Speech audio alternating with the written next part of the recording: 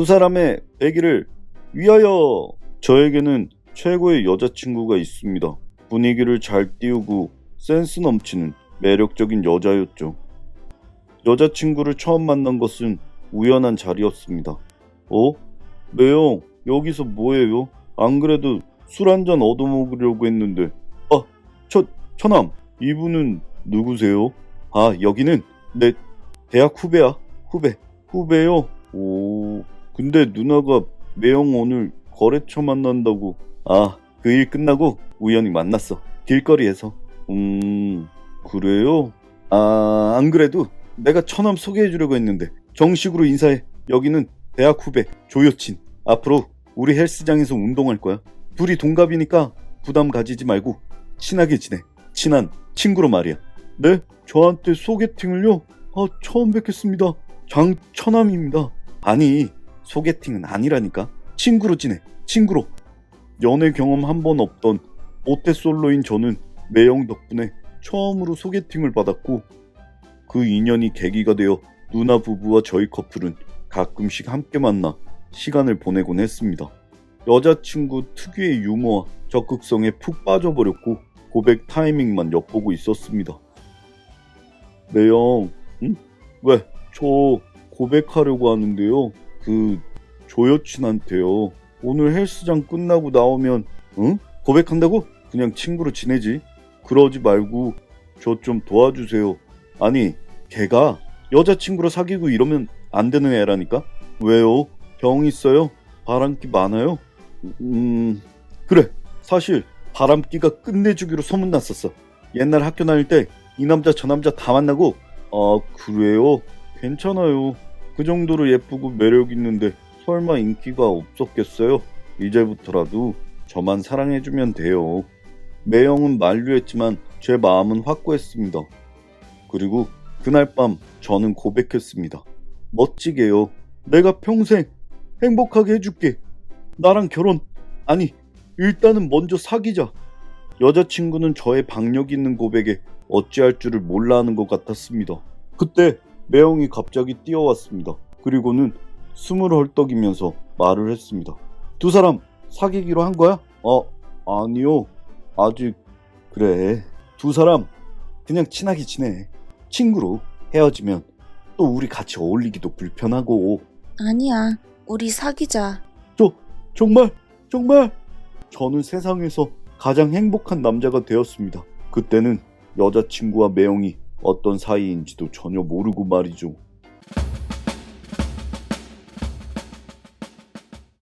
하지만 사귀기로 한 그날부터 여자친구를 통 만날 수가 없더라고요. 왜? 가자. 데이트 좀 하자고. 누구랑? 데이트를 우리 둘이 하는 거지. 누구랑 해? 우리 둘은 아직 좀 불편하단 말이야. 뭘 불편해. 생각해보니 여자친구와 단둘이 만난 적이 한 번도 없었습니다. 항상 매형과 셋이 만나거나 누나까지 넷이 보는 경우였습니다. 그래, 아직 어색할 수도 있어. 그럼 우리 누나 커플이랑 같이 갈까? 누나 커플? 그래, 그럼. 여자친구가 제 고백을 받아준 이후에도 저희 두 사람은 따로 만나기보다는 누나네 부부와 커플 데이트를 즐겼습니다. 주말에는 배낭을 메고 산도 함께 타곤 했죠.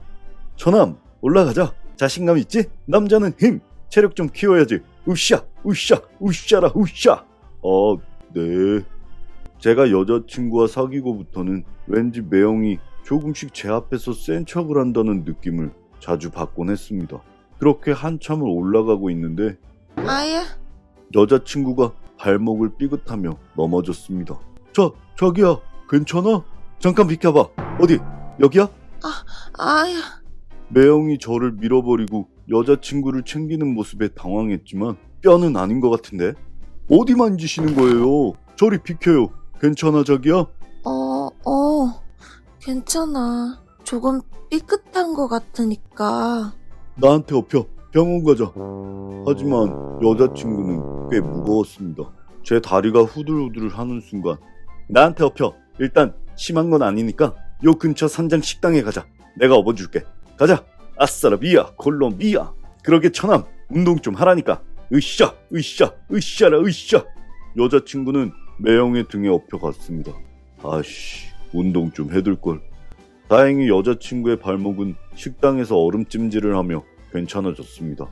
우리는 그날 산행을 접기로 하고 술과 고기를 먹기 시작했습니다. 선배, 이거 응? 나?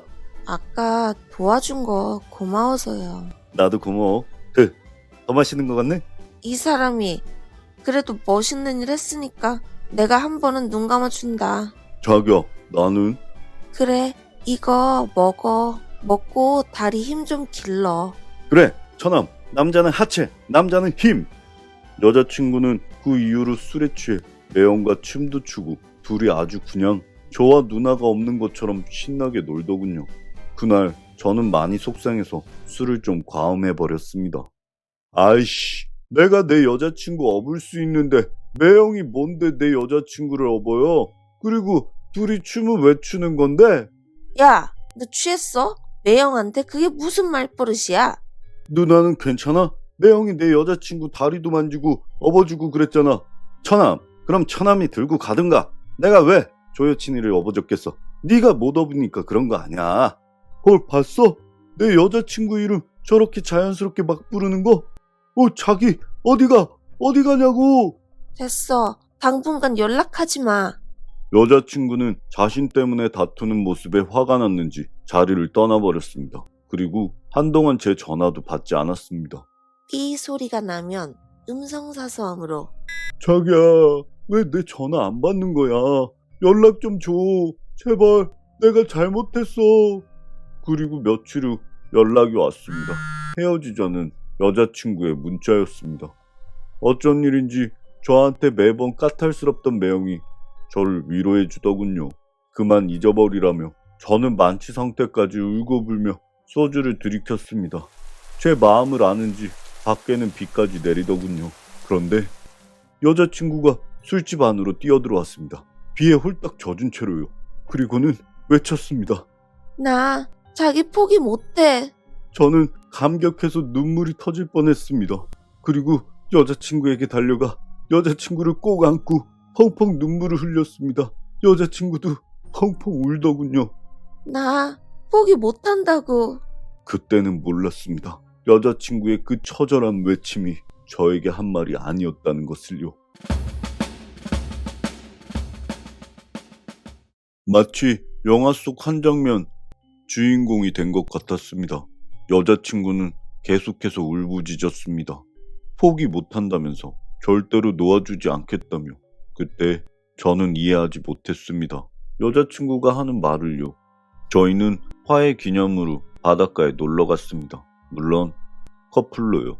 그리고 어김없이 술을 한 잔 마셨습니다. 누나는 속이 안 좋다며 먼저 숙소로 들어갔고 여자친구는 매형 옆에 딱 붙어서 신나하더군요. 마치 제가 남자친구가 아니라 매형이 남자친구 같았습니다. 그래도 여자친구와 헤어지지 않도록 참고 꾹 참았습니다. 왜 저는 여자친구와 매형만 보면 술이 땡기는 걸까요? 미친 듯이 마시고 마셔라, 마셔라, 마셔라. 술이 들어간다. 그날은 매형과 여자친구가 유독 저에게 술을 권했던 것 같습니다. 만취한 저는 정신을 잃었습니다. 그리고 얼마나 지났을까? 제가 눈을 떴을 땐 아무도 없더군요. 왜 나만 놔두고 다들 어딜 간 거야? 저는 여자친구와 매형이 숙소로 돌아간 줄 알았습니다. 뭐야, 나도 좀 깨워주지. 홀로 비틀거리며 숙소로 걸어가고 있을 때였습니다. 바닷가 근처의 술집에서 숙소까지는 제법 걸어가야 했었는데 숲속에서 익숙한 목소리가 들려왔습니다. 이혼 안 할 거야? 자기? 이혼 안 하면 나 자기 처남이랑 확 결혼해버린다. 그러던지 그러면 우리 가족이잖아. 계속 만날 수도 있고. 뭐야, 진짜 미쳤어. 목소리의 주인공들이 누구인지 저는 단번에 알 수 있었습니다. 야, 이 개새끼 쪼레끼! 여기서 뭐하는 거야? 일단 말하자면 매형에게 많이 맞았습니다. 아무리 화가 나도 운동한 사람을 이길 수는 없더라고요. 저도 조금 때리긴 해서 서로 고소는 안 하기로 했습니다. 간통죄도 사라진 지금 뭐 어떻게 할 수 있는 게 없습니다. 그냥 누나랑 매형은 이혼하라고 했고요. 할지는 잘 모르겠습니다. 누나도 워낙 매형에게 빠져 있었던 터라. 여자친구는 알고 보니 매형과 대학 다닐 때 커플이었더군요. 최근에 우연히 다시 만나 몰래 불륜을 저지르고 있었다고 합니다. 여자친구는 매형과의 비밀 연애를 더 쉽게 하기 위해서 저와 일부러 만나왔던 거고요. 사람이 참 무섭습니다. 자신들의 불륜을 위해 사람을 가지고 놀고 있었다니요. 정말 큰 상처를 받았습니다. 저는 다시는 연애하지 않기로 마음먹었습니다.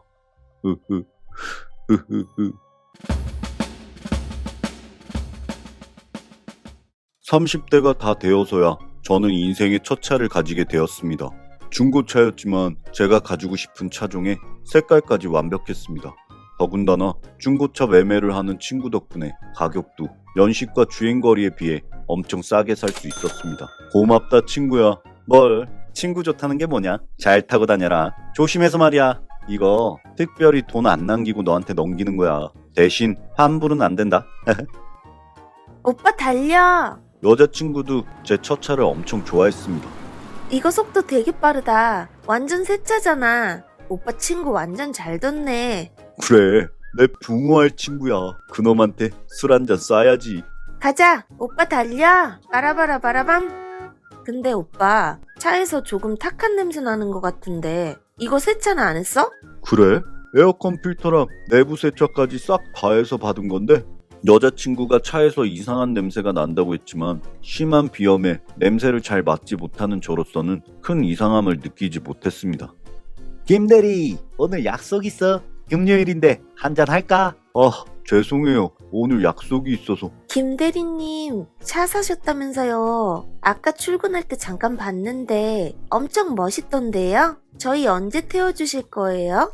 하하, 조만간이요. 저 먼저 퇴근합니다. 선약이 있어서. 딱히 선약은 없었습니다. 하지만 꼭 해보고 싶은 일이 있었습니다. 바로 홀로 떠나는 차박 여행이었죠. 별을 바라보며 차에서 잠드는 로망. 끝내주는구먼. 그렇게 자연 속에서 저의 에마와 함께 잠을 청하려고 하는데 이상하네. 진짜 어디서 나는 냄새지? 갑자기 어디서 퀴퀴하면서도 불쾌한 냄새가 올라왔습니다. 도대체 뭐야 이거? 냄새가 나는 곳의 정체를 찾아 차를 살피던 제가 발견한 것은 바로 이거 연탄 자국이네요. 연탄이요? 왜 있잖아요. 번개탄. 번개탄이요? 그럼 설마? 네, 아무래도 그거 같습니다. 어이가 없었습니다. 저의 첫 차가 친구에게 산 첫 차가 야, 이거 어떻게 된 거야? 차에 왜 번개탄 흔적이 있는 거냐고. 그거 신경 쓰지 마. 그냥 시도만 한 거래. 괜히 너한테 알려줘봤자 좋을 건 없을 것 같아서 걱정하지 마. 아무것도 아니니까. 신경 쓰지 마? 아무것도 아니야? 이 새끼가 붕어할 친구한테 이런 차를 돈 받고 팔아? 너 착각하는데 세상에 싸고 좋은 물건은 없어. 비싸고 좋은 물건은 있어도 시세에 한참 모자라는 차라면 문제가 있다고 당연히 생각할 건데 뭘 그렇게 민감하게 반응하냐? 뭐? 환불해. 돈 토해내라고. 환불 안 된다. 내가 말했잖아. 환불 안 된다고. 하려면 등록비랑 진행비까지 다 토해내야 돼. 네가 낼래? 뭐? 야! 차에서 벌어진 일에 대해 첫 번째 충격을, 붕어할 친구의 태도에 두 번째 충격을 받았습니다. 어떻게 이런 차를 저한테 팔 수가 있는 거죠? 결국 친구와 대판 치고받으며 싸웠습니다. 의절해야겠죠? 그리고 중대한 차의 결함을 고지하지 않은 거에 대해 고발도 할 생각입니다. 하지만 보상 문제는 둘째치고 소중한 첫 차에 대한 기대와 절친을 잃은 것이 너무나도 쓸쓸하네요.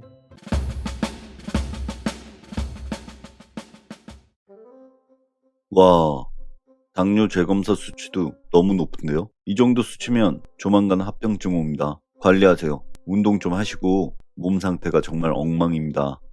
결혼 10년 차 와이프의 몸은 정상이 아니었습니다. 건강합시다. 으쌰라. 학생, 예쁜 학생은 공짜입니다. 공짜. 젊을 때 건강 지켜요. 저기요 아줌마, 50대 아줌마 20대로 만들어드립니다. 아싸라비아 콜롬비아. 뭐 이런 게 다 있어? 50대? 50대라고? 나 아직 30대야. 30대라고. 더 이상 이렇게 살 순 없어. 하나 둘 하나 둘 하나 둘 하나 둘 2두 3두 개봉박두. 와이프는 다음날부터 바로 헬스장을 등록했습니다. 관리가 아니었습니다. 살기 위해, 아이들을 위해 자신이 운동선수라는 마인드를 가지고 열심히 했습니다. 이제부터 저만 따라오세요, 아줌마. 아줌마라고는 하지 마세요. 알겠습니다, 큰 누나. 이제부터 식단 관리와 일상생활 속에서의 건강 루틴을 꼭 지키셔야 합니다. 오케이. 와이프는 똑하게 바뀌었습니다. 헬스 코치의 말을 정확하게 지켰습니다. 절대 엘리베이터를 타지 않고 웬만한 거리는 걸어 다녔습니다.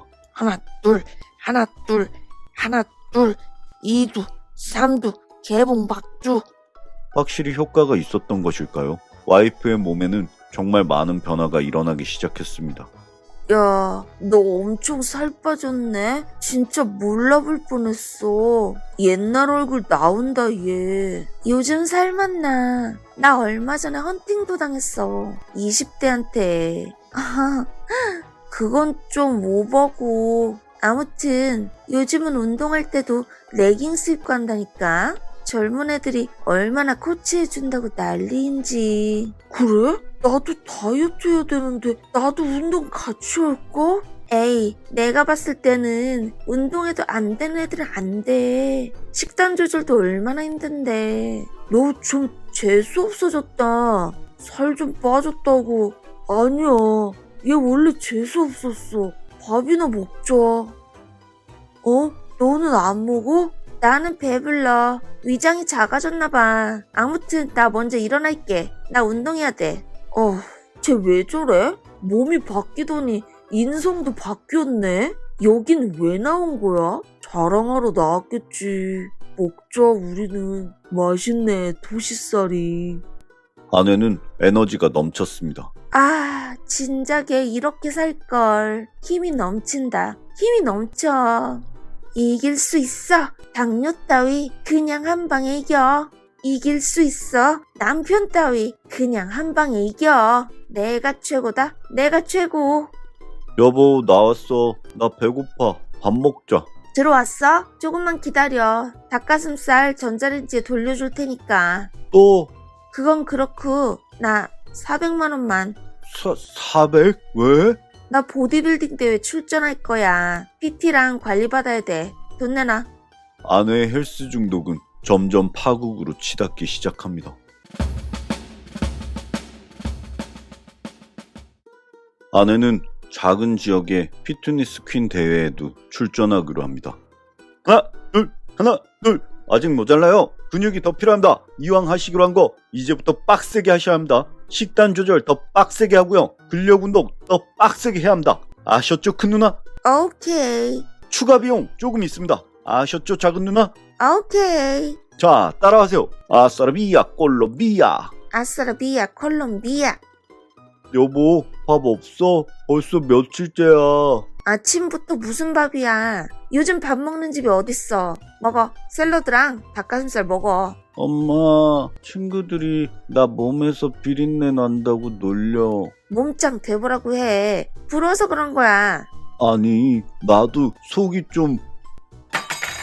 진짜 너무들 한 거 아니야? 다른 집은 고3 수험생 있으면 다들 도와주고 그러는데 우리 집은 왜 그래? 나 중요한 대회 있는 거 알면서 왜 다들 도움을 안 주냐고. 아내는 점점 짜증이 늘었습니다. 그리고 마침내 1위는 참가번호 14번 김짜증씨. 와. 아내는 운동한 지 1년도 되지 않아 작은 대회에서 상까지 받을 정도로 멋진 몸매를 만들어냈습니다. 물론 참가하는 사람들 대부분이 취미로 하는 사람들일 정도로 수준이 낮은 대회였지만 아내에게는 상관없었습니다. 자신이 뭔가를 할 수 있다는 성취감 하나만으로도 아내는 이미 다른 사람이 되어 있었습니다. 그 이후로 아내는 바뀌었습니다. 인생이요. 자기 요즘 친구들 잘 안 만나? 그 고기 먹는 친구들. 친구들 만날 시간이 어딨어. 걔네들이랑 나랑은 이제 인생이 달라서 만나도 할 얘기가 없어. 친구들이랑도 잘 만나지 않고 와, 심각하네. 자기도 운동 좀 해, 진짜. 아저씨를 넘어서 할아버지로 바로 가네. 저를 점점 무시하고 노출 심한 옷을 입고 젊은 코치들과 어울려 찍은 사진들을 SNS 계정에 계속해서 업로드합니다. 아내는 운동할 때 자신의 몸 상태를 보려면 노출이 많은 옷을 입을 수밖에 없다고 합니다. 그리고 순수하게 운동이라는 취미가 맞아 젊은 코치들과 어울려 다닌다며 오히려 불편해하는 저에게 화를 냅니다. 또 다른 문제는 피트니스 대회가 그렇게 많은지 저는 처음 알았습니다. 대회 준비를 한다며 계속해서 돈을 요구하네요. 취미 활동으로 삶의 에너지를 얻은 것은 정말 기쁠 일이지만 조금은 걱정됩니다. 헬스에 미쳐버린 것 같은 아내, 이대로 보고만 있어도 상관없을까요? 쪼잔한 남편이 되는 것 같아 말은 못하고 있는데 고민입니다. 저에게는 정말 예쁜 여자친구가 있습니다. 대학 신입생 때 만나 벌써 5년이나 된 장수 커플이죠. 저는 여자친구를 끔찍이도 사랑합니다. 5년간 몇 번의 이별 위기가 있긴 했습니다. 여자친구가 워낙 예뻤기에 주변의 남자들이 가만두질 않았거든요. 진짜 위기는 제가 군대에 갔을 때였어요. 여자친구는 기다린다고 했지만 사실 저는 자신이 없었습니다. 자기야, 힘들면 기다리지 않아도 돼. 아니, 우리 헤어졌다가 다시 인연이 되면 만나자. 여자친구는 헤어지자는 저의 설득에도 한사코 기다리겠다고 했습니다. 그리고 제가 군대에 있는 동안 여자친구는 호주로 어학연수를 떠났습니다. 군에 있는 기간에 맞춰 워킹 홀리데이를 떠난 것이었습니다. 제가 군에서 제대하면 학교도 함께 복학하기로 약속했습니다. 그 때문에 군에 있을 동안은 단 한 번도 만나지 못했습니다. 연애는 물론이고 휴가 때도 만나지 못했죠. 제대하는 날 공항에 여자친구를 마중 나갔습니다. 무려 2년 만의 만남이었죠. 자기야! 출국장으로 나오는 반가운 표정의 여자친구를 보고 소리를 쳤습니다. 그런데 헬로우! 응? 누구야? 정체 모를 백인은 여자친구가 호주에 있을 때부터 친하게 지냈다는 캐나다인 친구였습니다. 1년 넘게 같은 숙소를 썼던 사이라고 하더군요. 두 사람 말고 다른 사람들도 함께 쓰는 집이었다고는 하지만 남자들도 함께 있는 공간에서 여자친구가 1년 넘게 살고 있었다니 전혀 모르고 있었습니다. 그 친구는 여자친구가 한국에 들어온다니까 관광차 따라왔다고 했습니다. 2년 만에 만난 여자친구와 페퍼를 풀 새도 없었습니다. 오, 한국 술 굿. 이 눈치 없는 놈이 그냥 좀 빠져주지. 2년 만에 만난 여자친구인데 여자친구와 단둘이 시간을 보내고 싶었던 저는 외국인 친구의 존재 자체가 불편했습니다. 여자친구가 화장실 간다며 잠시 자리를 비웠을 때 에이, 건배! 저기요, what? 한국말 못하나? Excuse me, very sorry. 나 걸프렌드 베리 오랜만에 미트. Yes. 그래서 아니, but you go home, go hotel, okay? I'm only girlfriend and me date, okay? 아하. 제 콩글리시를 가만히 듣고 있던 캐나다 친구의 눈빛이 바뀌었습니다. No, you go home. I love her. You go home.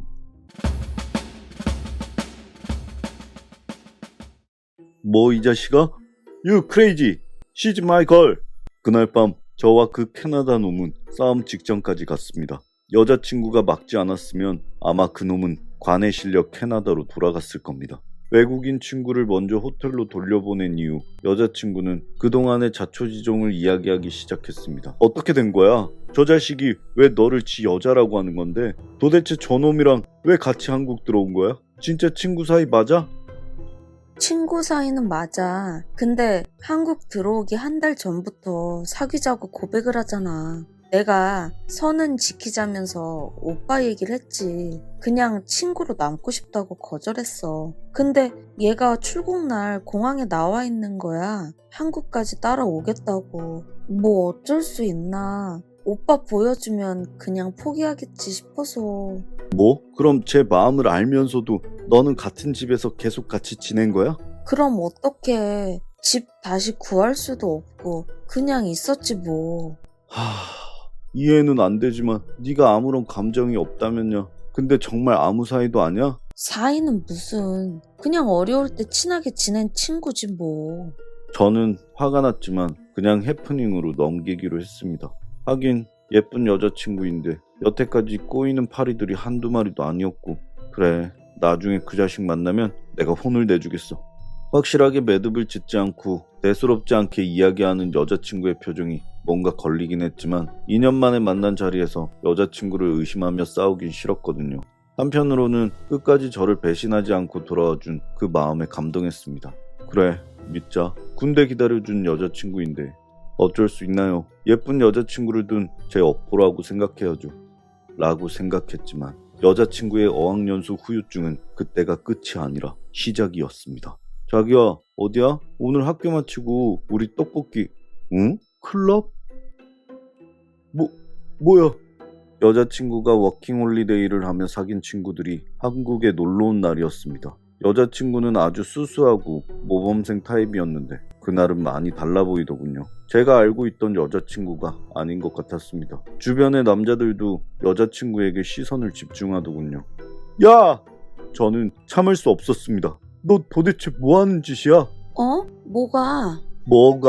뭐가? 너 지금 그런 야한 옷에 저질 춤추면서 아무 일 아니라는 거야?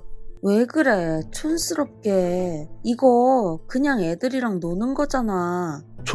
촌스러? 그래, 얘네들 다 외국인이잖아. 다 이렇게 놀아. 자기도 쿨하게. 같이 놀자. 놀 땐 놀아야지. 오픈마인드. 마음을 열어. 무슨 죄 짓는 것도 아니고. 가자. 내 친구들 소개해줄게. 저는 화가 나서 그 자리에서 움직이지 않았습니다. 그냥 집에 가. 무슨 소리야. 자꾸 분위기 망칠래? 친구들이랑 오랜만에 보는 건데 왜 그래 진짜. 여자친구는 저를 한심하게 쳐다보더니 다시 친구들 사이로 돌아가더군요.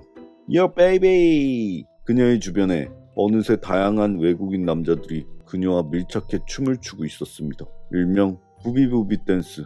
그때 당시 유행하던 춤이었죠. 여자친구는 남자들 사이에서 섹시하고도 유혹적인 춤을 추고 있었습니다.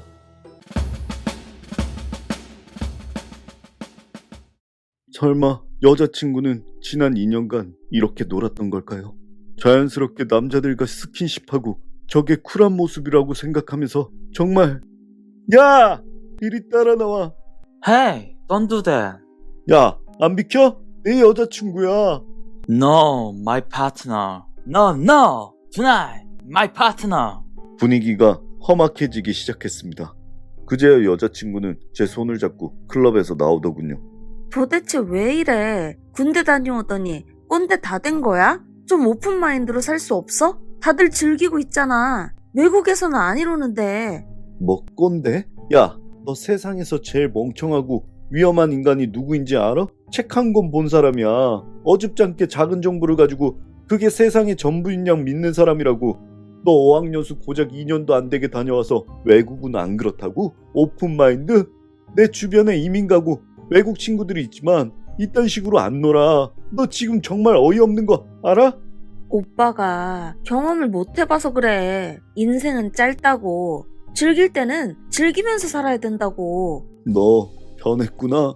제발 오빠. 나 오빠 기다렸어. 약속 지켰다고. 다른 남자들이 사귀자고 접근해도 그냥 같이 놀기만 했지. 결국에는 마지막에 오빠랑 함께 있잖아. 근데 오빠가 이런 식으로 내 자유를 억압하면 나 못 견뎌. 뭐? 내가 널 억압한다고? 내 모습 그대로 날 인정해줘. Hey, my partner. 저 자식은 뭐야? 아직 연락하고 있는 거야? 여긴 왜 왔어? Take easy, man. Okay. You Korean boyfriend, okay? I'm only partner, okay? The three of us tonight. 뭐? Your girlfriend and you and me. We play like that. 저는 결국 폭발해버렸습니다. 이 미친 짐승놈들을 다 봤나? 결국 저는 여자친구와 헤어졌습니다. 차라리 제가 군대에 갔을 때 고무신을 거꾸로 신지. 제가 좋아했던 사람 자체가 변해버리니 한동안 충격을 받고 지냈었습니다. 미련이 남은 건지는 모르겠지만 아직도 가끔씩 여자친구의 SNS에 들어가 봅니다. 근황이 궁금했거든요. 여전히 클럽을 좋아하고 노출 많은 옷을 즐기고 해외여행도 가더군요.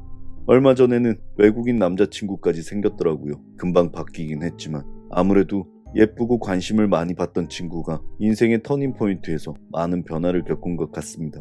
아니, 변한 것보다는 원래 자신이 가지고 있었던 성향이었겠죠. 자유롭고 싶다는 성향.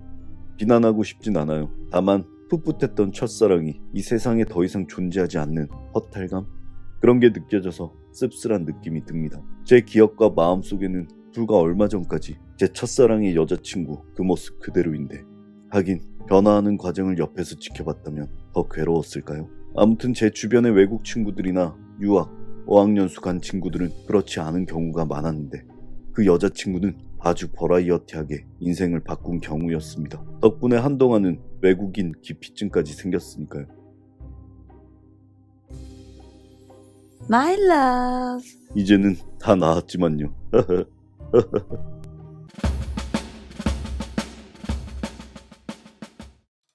제가 살고 있는 아파트는 큰 공원을 끼고 있습니다. 산책로도 많아 힐링하기 딱 좋은 곳이죠. 어머, 고양이다. 귀여워. 우리 한 마리 데리고 갈까? 됐어. 나보고 다 키우라고? 귀엽다며. 책임지는 거랑 귀엽다고 감탄하는 거랑은 다른 거라고요. 그리고 고양이가 한 마리가 아니고 애 한 명 키운다고 생각하고 입양하는 거야. 그럼 참치캔이나 하나 사다 줄까? 배고파하는 것 같은데. 제발 그냥 내버려 둬요.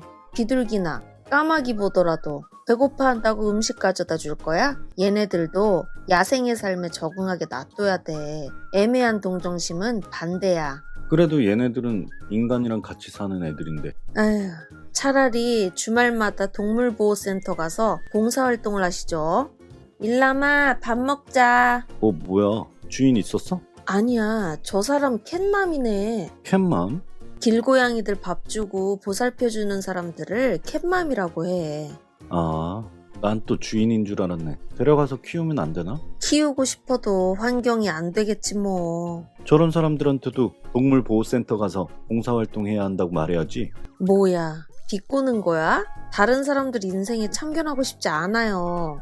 저희 동네에는 유독 길고양이들이 많았어요. 그리고 캣맘 활동하시는 분들도 많았죠. 겨울철에는 집을 만들어주고 사료도 주고 크게 문제는 없었어요. 오히려 관리가 된다고 해야 하나? 길고양이들이 쓰레기 봉투를 찢어놓거나 음식물통을 테러하는 일들이 없어졌으니까요. 하지만 문제는 따로 있더군요.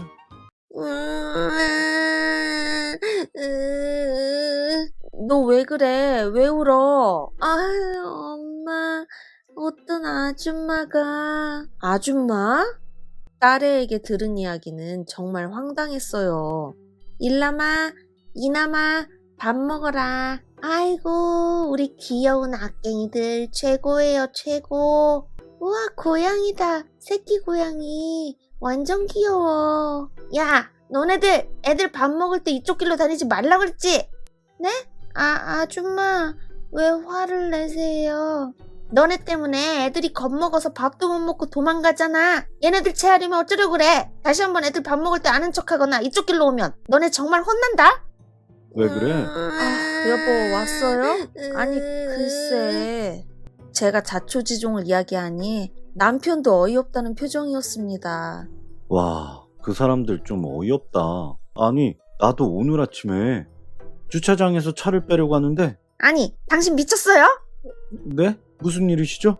당신이 우리 애들 죽였어. 네? 애들이요?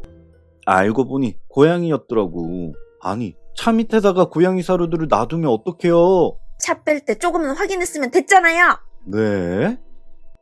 결국 캣맘들의 돈 없는 행동으로 인해 주민들은 구청과 아파트 관리실에 민원을 넣었고 고양이들의 집과 사료보관소는 사라지게 되었습니다. 결국 고양이들은 길거리로 흩어지게 되었죠. 길고양이들이 사람들과 분명 조화롭게 살아갈 수 있는 방법이 있을 텐데 너무 아쉽습니다. 캣맘 분들 중에서도 정말 좋은 방식으로 고양이들을 사람들과 함께 살 수 있게 도와주는 분들이 있을 텐데 가끔 지나치신 분들을 보면 얼굴이 찡그려질 때가 한두 번이 아닌 것 같습니다.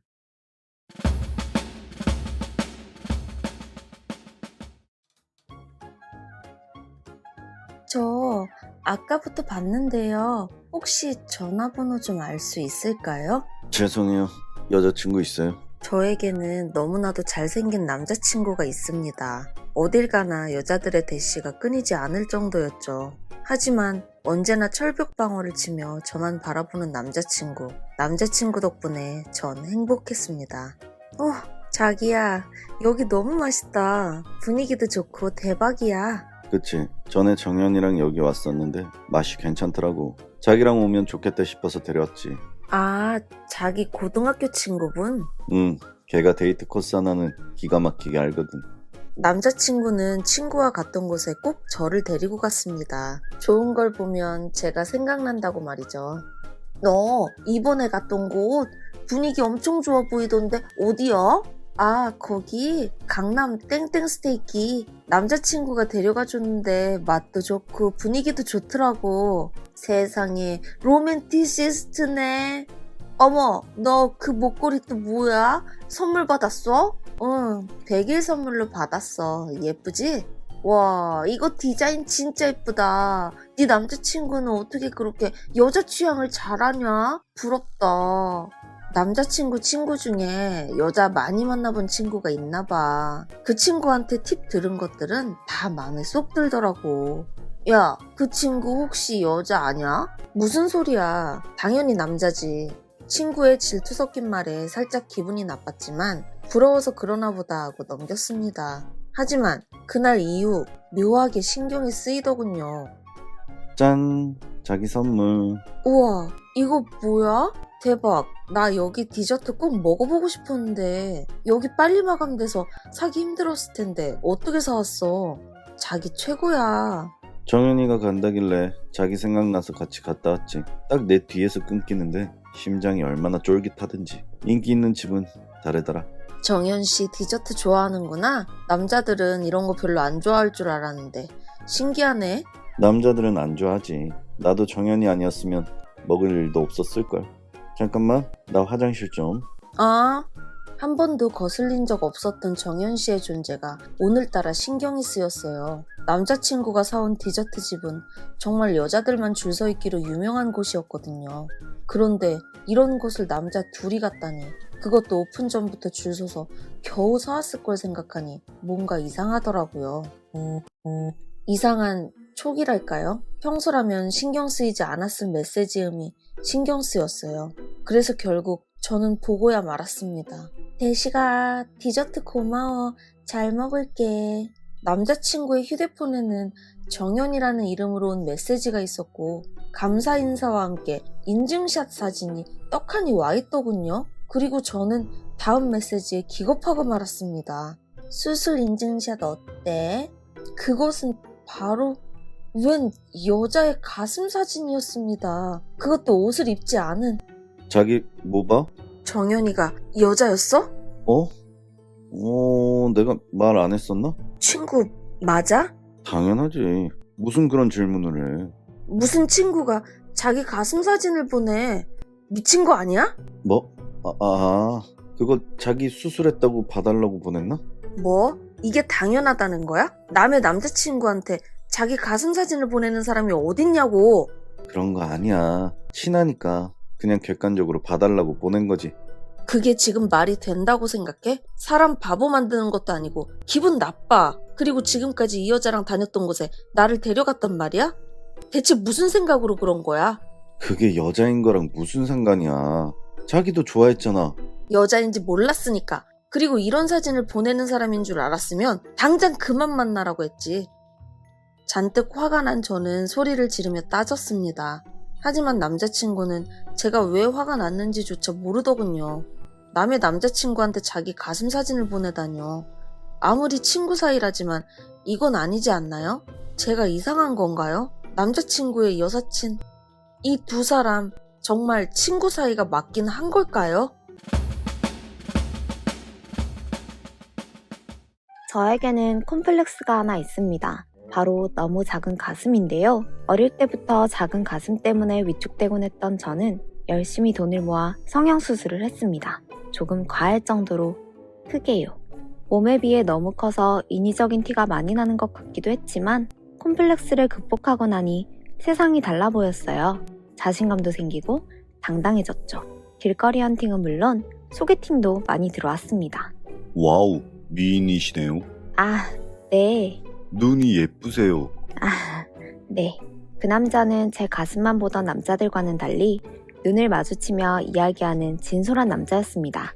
어깨가 좁고 머리가 제법 컸지만 저에게는 문제가 되지 않았습니다. 적극적인 그의 태도에 저는 마음을 열었습니다. 자기는 나 어디가 좋아? 자연미인이잖아. 뭐? 요즘 예쁜 여자들 성형 많이 하잖아. 인위적인 것도 싫고 몸에 칼 대는 것 자체가 싫어. 완전 극혐이야. 나는 성형한 사람들은 단번에 알아볼 수 있어. 부자연스러움이 딱 보이거든. 남자친구의 말에 머리를 한 대 맞은 것 같았습니다. 성형에 대해 부정적으로 생각한다는 건 알고 있었지만 저를 좋아하는 이유가 자연미인이라서라니 전혀 몰랐거든요. 그보다 자기야. 우리 만난 지 100일인데 기념여행 갈까? 여행? 그건 좀... 남자친구의 의도는 뻔했습니다.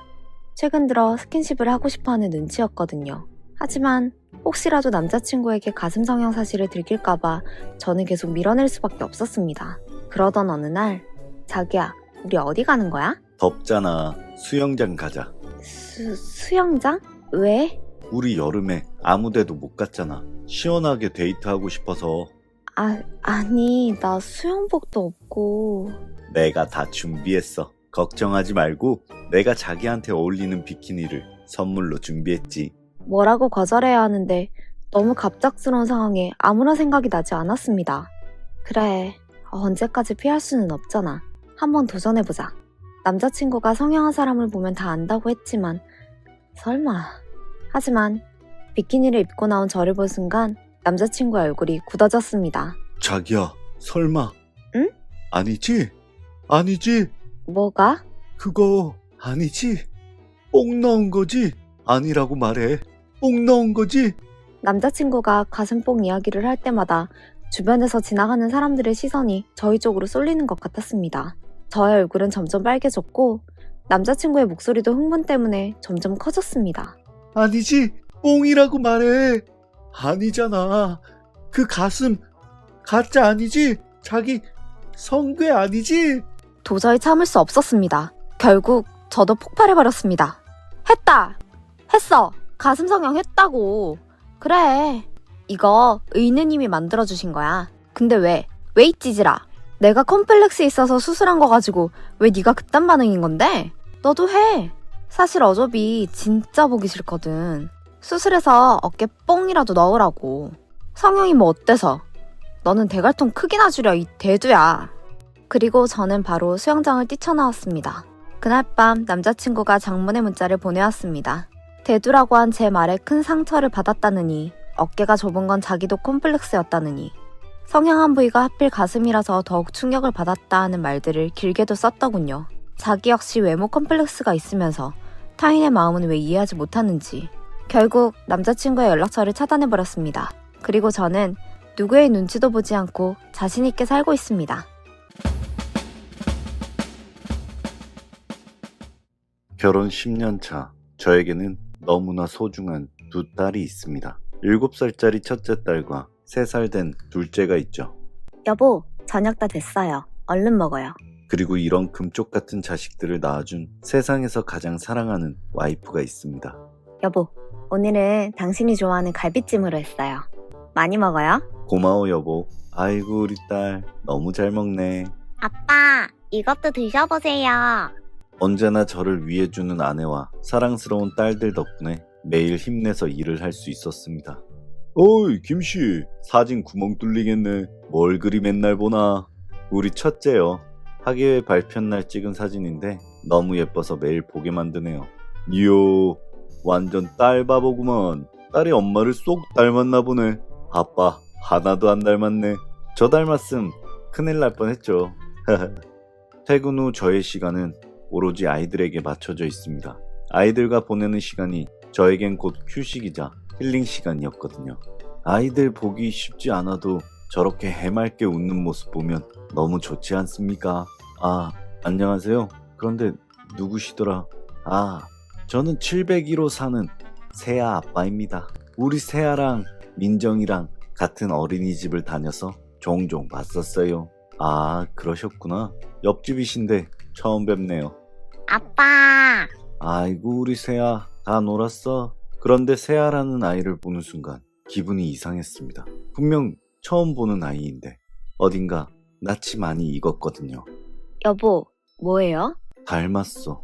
네? 낮에 놀이터에서 세아라는 친구를 봤는데 민정이랑 되게 닮았어. 그리고 걔 아빠도 봤는데 우리 옆집 남자. 당신 지금 무슨 생각하는 거예요? 순간 아내가 버럭 화를 내더군요. 닮은 게 신기해서 물어본 것 뿐인데 갑자기 화를 내니 뭔가 이상하다 싶었습니다. 왜 화를 내고 그래? 당신이 말도 안 되는 소리를 하잖아요. 내가 뭘? 닮았다는 얘기를 했을 뿐인데 왜 화를 내는 거야? 그러니까 그게 말도 안 되는 소리라고요. 다른 집 자식이랑 우리 애가 뭐가 닮았다는 거예요? 아내의 과민 반응에 놀랐습니다. 다른 집 자식과 닮았다는 말에 이렇게나 기분 나빠할 줄은 몰랐거든요. 다음날 저는 급한 약속이 생긴 아내를 대신해 딸을 데리러 어린이집을 찾았습니다. 아빠 왔다. 아빠. 안녕하세요. 또 뵙네요. 아, 안녕하세요. 그런데 아빠. 옆집 남자의 품에 안기는 작은 아이를 보고는 저는 깜짝 놀랐습니다. 그 아이는 저희 집 둘째와 비슷한 또래였는데 생긴 것도 똑같았습니다. 불현듯 화를 내던 아내의 모습이 떠오르더군요. 우리 자식이라고 소리를 지르던 그 모습이요. 어쩔 수 없었습니다. 한번 시작된 의심은 멈추질 않았습니다. 저는 결국 아이들의 머리카락을 뽑았습니다. 친자 확인을 하기 위해서요. 요즘 세상은 좋더군요. 친자 확인이 하루 만에 된다는 사실에 놀랐습니다. 잠시 후 저는 이 남자를 죽일지도 모릅니다. 그런데 저기 혈액형이 어떻게 돼요? 네? 아, 저희 집은 올 A형이거든요. 그래서 조금 아이들도 성격이 소심한 것 같아서 진짜 혈액형에 따라 성격이 다를까 싶은 궁금증도 들고. 혈액형이 A형이시라고요? 네, 왜요? 제가 오해했나 봅니다. 만세, 만세, 만만세! 옆집 남자는 아니었습니다. 하지만 제가 세상에서 제일 사랑했던 우리 두 아이는 제 아이들이 아니라는 친자 검사 결과지를 받았습니다. 곧 아내와 이혼할 예정입니다.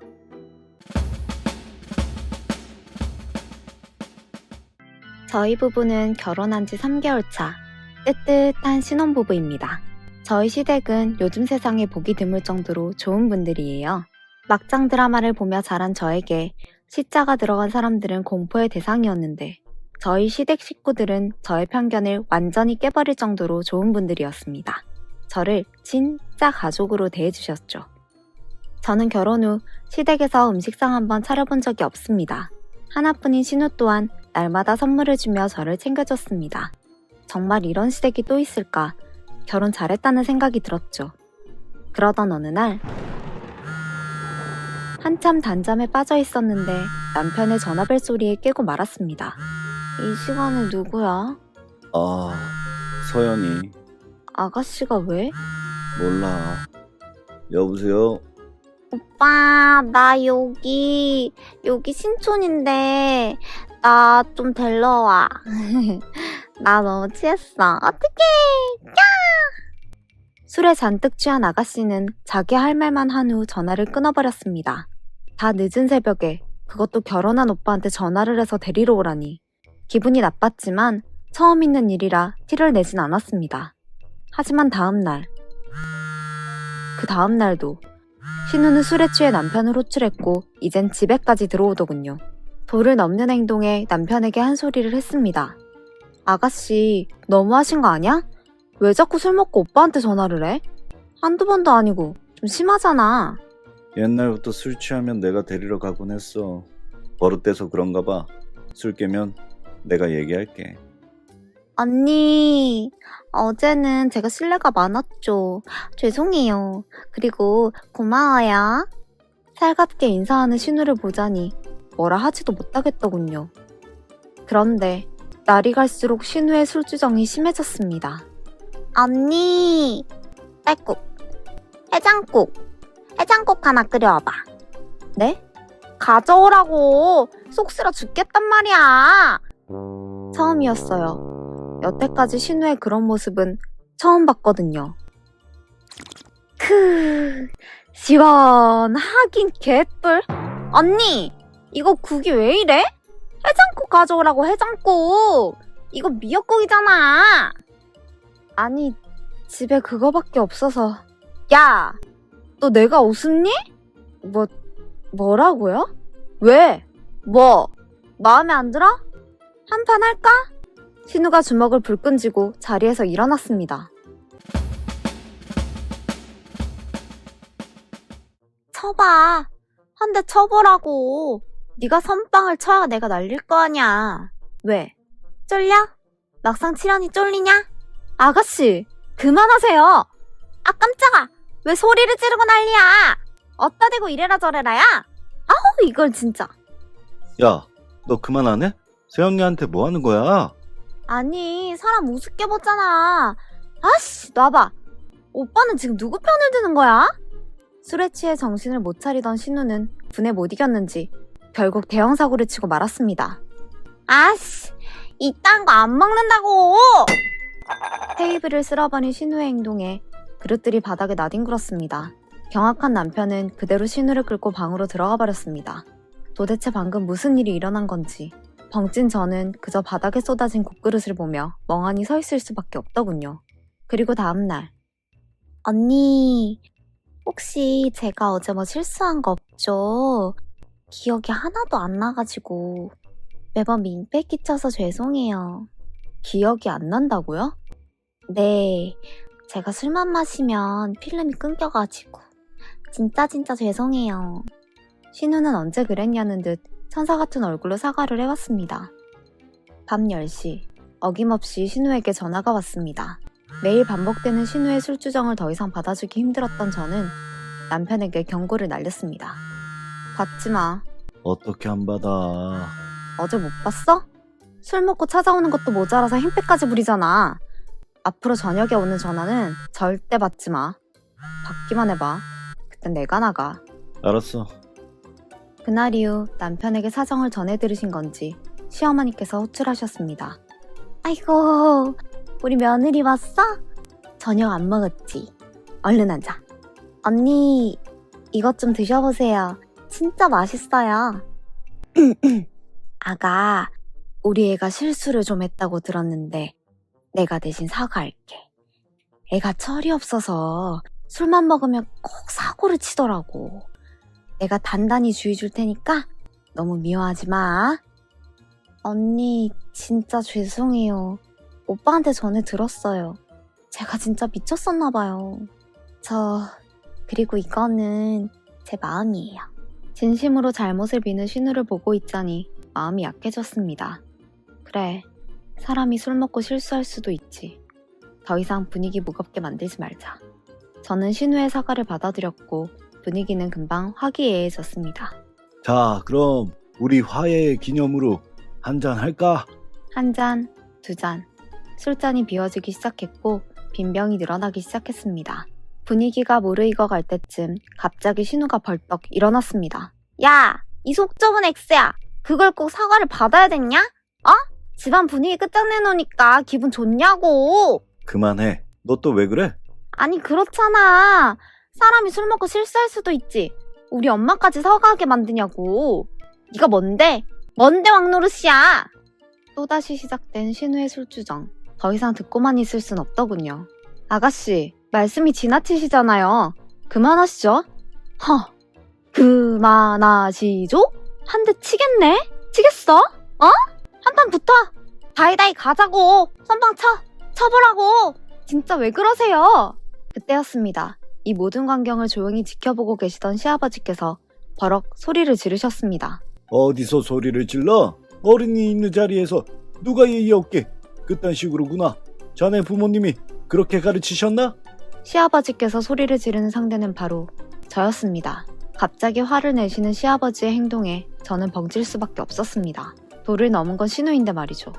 그런데 그게 끝이 아니었습니다. 가만히 보고 계시던 시어머니까지 가세하셨습니다.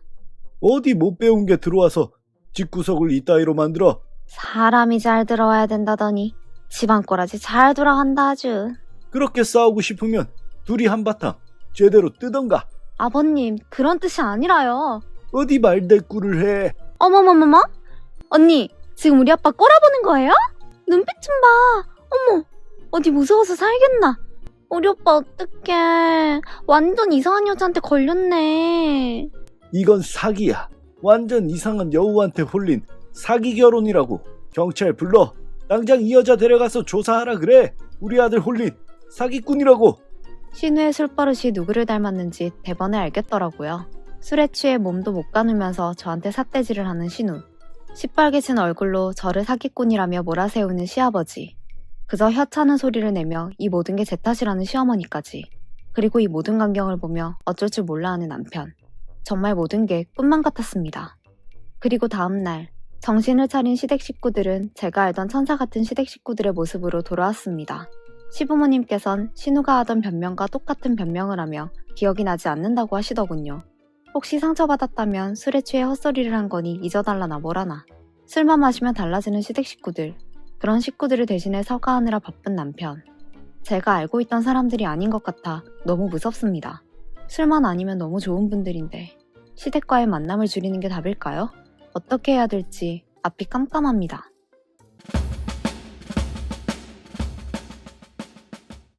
남자친구와 저는 28살 동갑내기 커플입니다. 먼저 사회생활을 시작한 저는 취업 준비로 힘들어하는 남자친구를 도와줬죠. 식비부터 데이트 비용까지 대부분 제가 부담을 했습니다. 그럴 때마다 남자친구는 고마워하며 취업하면 다 갚겠다고 했죠. 그래, 많이 먹고 취업만 해. 그리고 우리 결혼하는 거야. 그리고 드디어 저의 정성에 하늘도 감동했는지 남자친구가 취업에 성공했습니다. 자기야, 그동안 고생 많았지. 기다려줘서 고마워. 사랑한대. 어머 자기야, 뭘 이런 걸 다. 너무 고마워. 남자친구는 그동안의 보답이라며 꽃을 선물해줬습니다. 작은 꽃이었지만 남자친구에게 처음 받아보는 선물이었기에 너무 신이 났습니다. 좋았어. 이제 고생 끝, 뒷바라지 끝, 행복 시작이다. 몇 년 동안 제대로 하지 못했던 데이트를 빠꼼하고 해줄 테야. 그런데 내 친구가 그러는데 강남 땡땡 스테이키가 끝장으로 맛있대. 우리 이번 기념일은 여기서 보낼까? 무슨 스테이키야. 다 똑같은 음식인데 비싸기만 하고 음식이 맛있어서 비싼 것도 아니고 그거 다 땅값이야. 강남은 무슨. 그래도 우리 2주년인데 그냥 보내기엔 아쉽잖아. 여기 가자. 2주년이 뭐 별거야? 오늘은 1주년하고도 360일 되는 날인데 나는 우리가 함께하는 매일매일이 특별해. 괜히 날짜 정해서 유별 떠는 거 난 싫어. 그보다 내가 끝장나는 곱창집 하나 찾아놨거든? 여기 갈까? 취준생 때 고생해서 그런지 남자친구는 돈을 쓰는 데 있어 유독 깐깐했습니다. 그렇다고 남자친구 집안이 돈이 없는 것도 아닙니다.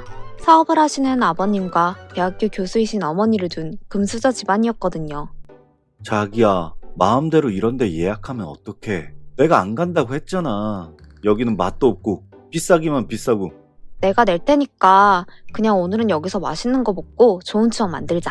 자기가 낸다고? 응, 그러니까 인상 풀어. 진작 말하지. 알았어. 남자친구는 맛도 없고 비싸기만 비싼 음식을 정말 맛있게 먹었습니다. 그것도 혼자서 3인분을 말이죠. 남자친구는 정말 짠돌이였습니다. 아니, 짠돌이인 줄 알았습니다. 그런데 어머, 이거 무슨 차야? 설마 아버님이 취업 선물로 차 사주신 거야? 이거 내가 할부로 긁었어. 할부? 엄청 비싸 보이는데? 끝장나지. 꼭 가지고 싶었던 차야. 멋있긴 멋있다. 너무 과한 것 같긴 해도 그래도 자기 취업했으니까. 그럼 우리 드라이브 가자. 데이트하고. 드라이브는 무슨 드라이브야. 기름값 아깝게. 뭐? 무슨 소리야? 기름값 아까운데 차는 왜 산 건데? 꼭 필요할 때만 타고 다닐 거야. 이건 출퇴근용이라고. 뭐? 뭔가 이상했습니다. 앞뒤가 맞지 않았습니다. 드라이브 갈 기름값이 아깝다며 출퇴근용으로 유지비 비싼 외제차를 사다니. 그뿐이 아니었습니다. 마셔라 술이 들어간다. 다들 들이부어. 오늘은 내가 쏜다. 이거 마시고 우리 집 가는 거다. 내가 플레이스테이션 사놨거든. 우리 집에서 게임하자. 우와, 그거 요즘 구하기 엄청 어려운데? 구하려면 웃돈 좀 줬을 텐데? 플렉스 좀 했지. 완전 재밌어. 같이 하자. 고고! 인생은 즐기는 거야. 뭔가 잘못 돌아가는 느낌이었습니다. 남자친구는 짠돌이가 아니었습니다. 그렇다면 설마 이 남자 나한테만 돈 쓰기 싫었던 거야? 저는 남자친구를 유심히 관찰하기로 했습니다. 배달 왔습니다. 23,000원입니다. 네? 자기야, 이거 결제 안 했어?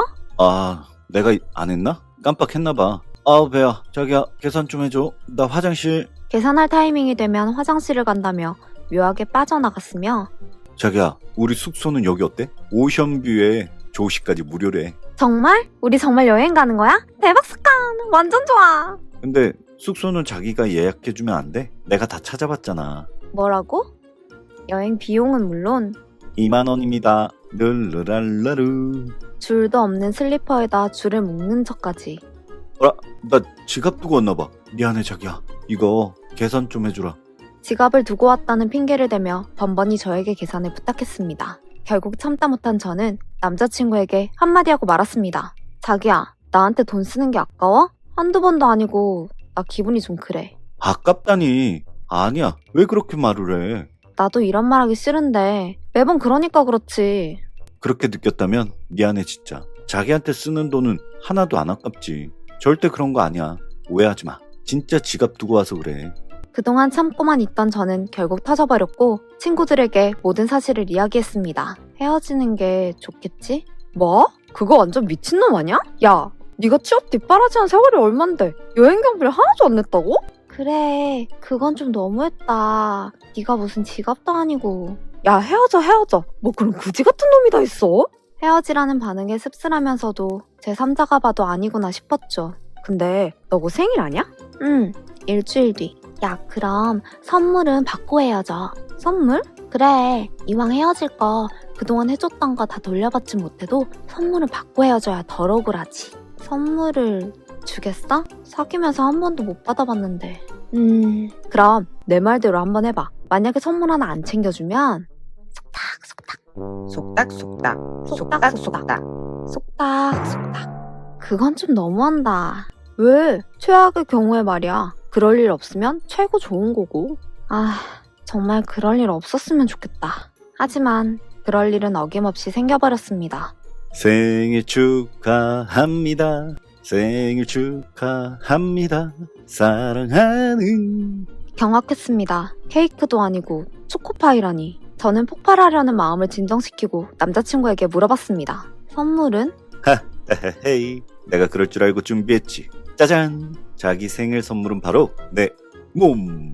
자기를 위해서 내가 왕자, 배 왕자 보이지? 왕자 준비했어. 우리 오늘 밤 뜨끈뜨끈하게. 우리 밥 먹으러 가. 응? 밥? 응, 내 생일이니까 맛있는 거 먹자. 자기야, 여기 너무 비싼 거 아니야? 1인분에 95,000원. 내 생일이잖아. 내가 먹고 싶은 거 먹으면 안 돼?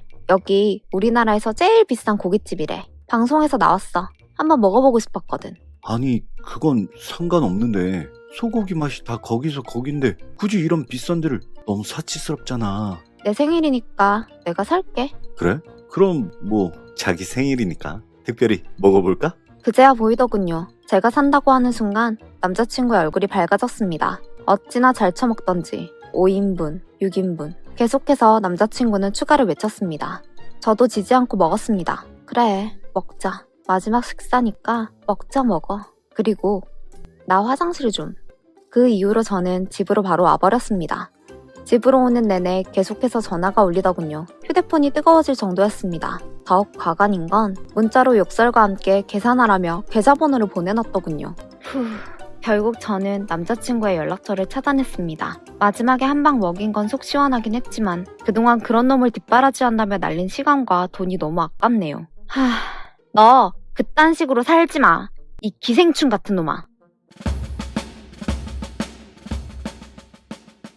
저에게는 궁합도 안 본다는 4살 연상의 남자친구가 있습니다. 그동안 만나왔던 동갑 연하 남자들과는 달리 그는 정말 여자의 마음을 잘 아는 남자였습니다. 데이트하는 날 저를 닮아 사왔다며 깜짝 꽃 선물은 기본이었고요. 지인들과 맛있는 음식점을 다녀온 날이면 꼭 포장해서 가져다주는 다정한 남자였습니다. 어쩌다 친구들을 만나는 날이면 오늘 영화 보러 간다고 그랬지? 저녁은 친구들이랑 강남 땡땡 스테이키 집으로 가. 예약해뒀어. 계산은 내가 할 거니까 마음껏 드세요. 센스 만점인 제 남자친구는 언제나 제 길을 팍팍 살려줬습니다. 야, 남자친구 없는 사람 어디 서러워서 살겠냐? 세상에 네 남자친구 같은 사람 또 없다? 너 진짜 잘해야겠다. 하지만 이렇게 모든 게 완벽한 제 남자친구에게는 딱 한 가지 단점이 있었습니다. 그건 바로 6시만 되면 남자친구의 휴대폰에서 알람이 울린다는 겁니다. 벌써 이렇게 됐네. 자기야, 오늘은 못 데려다 주겠다. 미안. 조금만 더 같이 있으면 안 돼? 안 되는 거 알잖아. 빨리 성공해서 자기랑 좋은 집 살아야지. 미안. 나 먼저 갈게. 조심해서 들어가. 남자친구는 정말 열심히 사는 사람이었습니다. 야간에도 일을 하며 돈을 모았죠. 처음에는 이해가 안 됐습니다. 저렇게 아등바등 돈을 모으는 게 나를 만나는 것보다 중요한 일인가. 하지만 미래를 위해 열심히 살아가는 남자친구가 한편으로는 듬직하고 믿음직스러웠습니다. 그래, 저런 남자랑 결혼해야 돼. 놓치지 않을 거야. 하지만 남자친구가 없는 밤은 길었습니다. 더욱 심각한 점은 바로 남자친구가 밤에는 통 연락이 안 된다는 겁니다. 문자라도 남겨주면 좋을 텐데 연락이 안 되다 보니 전화통화는 상상도 못할 일이었죠. 남자친구가 밤에 하는 일은 보안이 생명이라 핸드폰을 현장에 가지고 들어갈 수 없다고 하더군요. 자기야, 우리 이번 주말에 여행 갈까? 경치 좋은 곳으로. 나 주말에 안 되는 거 알잖아. 다음에 가자. 다음에 언제? 우리 만난 지 벌써 100일도 넘었는데 주말에 만난 적 한 번도 없잖아. 언제까지 이래야 돼? 우리 부모님이 워낙 가부장적이셔서 주말에는 가족들이랑 보내는 시간을 중요시하셔. 일요일은 교회도 가야 하고 자기가 조금만 이해해주라. 응? 남들 다 하는 주말 데이트. 저는 남자친구와 보낸 적이 한 번도 없습니다. 남자친구와 만나는 시간은 오직 평일 낮 시간뿐이었죠. 그것도 영업직인 남자친구가 시간을 쪼개가며 밥을 먹거나 커피 한잔 하는 게 다였습니다. 그래도 만나는 시간만큼은 저한테 집중하며 최선을 다하는 남자친구기에 최대한 그의 상황을 이해해주려고 노력했습니다. 잠시만, 나 전화 좀 받고 올게.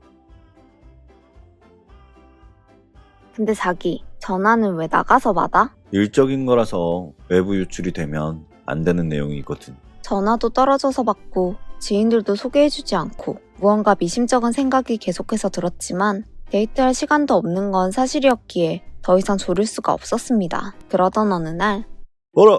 너 대시가냐? 오랜만이네. 야, 아리따운 여성분은 누구? 재수씨야? 아, 맞다. 미안하다. 결혼식 못 가서. 작년이 내가 제일 바쁠 때였거든. 근데 네가 나한테 청첩장 줬던가? 전혀 대비하지 못한 의외의 상황이었습니다. 저도 남자친구도요. 완벽했던 왕자 같았던 남자친구의 모습은 우연히 만난 친구의 속사포 같은 말 앞에 본 모습이 드러났습니다. 남자친구는 유부남이었습니다. 저는 충격으로 아무런 말도 하지 못한 채 남자친구를 쳐다만 보고 있었습니다. 그날 이후 저는 남자친구에게 이별을 통보했습니다. 처음에 발뺌하던 남자친구는 결국 사실을 인정했고 미안하다고 사과하더군요. 하지만 그는 끝까지 뻔뻔했습니다. 내가 결혼한 건 맞는데 그건 1년 전이고 내가 지금 좋아하는 사람은 너야. 너밖에 없다고. 남자친구는 매일같이 집 앞을 찾아와 다시 만나달라고 애원했습니다. 제발 나 너 없으면 안 돼. 죽을 것 같아. 제발. 제가 만나주지 않자 집 앞은 물론이고 회사까지 찾아왔습니다. 한 번만 더 따라다니면 경찰에 신고할 거야. 자기야, 한 번만 더 기회를 줘. 내가 진짜 잘할게. 우리 이렇게 끝날 사이 아니잖아. 내 할 바 아니고 더 이상 괴롭히지 말고 꺼져. 6시 땡 하면 일하러 가야 한다고 할 땐 언제고 밤낮으로 찾아와 저를 괴롭히더군요. 참다 못한 저는 그날 저에게 이야기를 해준 남자친구의 친구에게 연락을 했습니다. 어떤 조치를 취한 건지 남자친구의 와이프가 찾아왔더군요. 와이프 손에 머리채가 잡혀 끌려가는 전 남자친구의 모습은 정말 과간이었습니다. 내가 저런 사람을 좋아했다니 허탈한 마음에 눈물조차 나지 않았습니다. 무서워서 어디 나가지도 못했는데 도와주셔서 감사합니다. 아닙니다. 당연히 해야 할 일을 한 건데요. 그 뒤로 찾아온 적은 없죠? 네, 연락도 없고 정말 귀신같이 끊겼어요. 걔 와이프가 한 성격 하거든요. 증거사진까지 보냈으니 제대로 잡혀 살 겁니다. 이제 더 이상 걱정 안 하셔도 될 거예요. 감사합니다. 저 혹시 욕하고 싶거나 우울할 때 대화 상대가 필요하면 언제든지 연락해요. 말동무 대화드릴게요. 그날 이후 저는 전 남자친구의 친구와 자주 만나기 시작했습니다. 함께 전 남자친구 욕도 하고 위로도 받고 그러다 보니 점점 이 사람에게 마음이 열리더군요.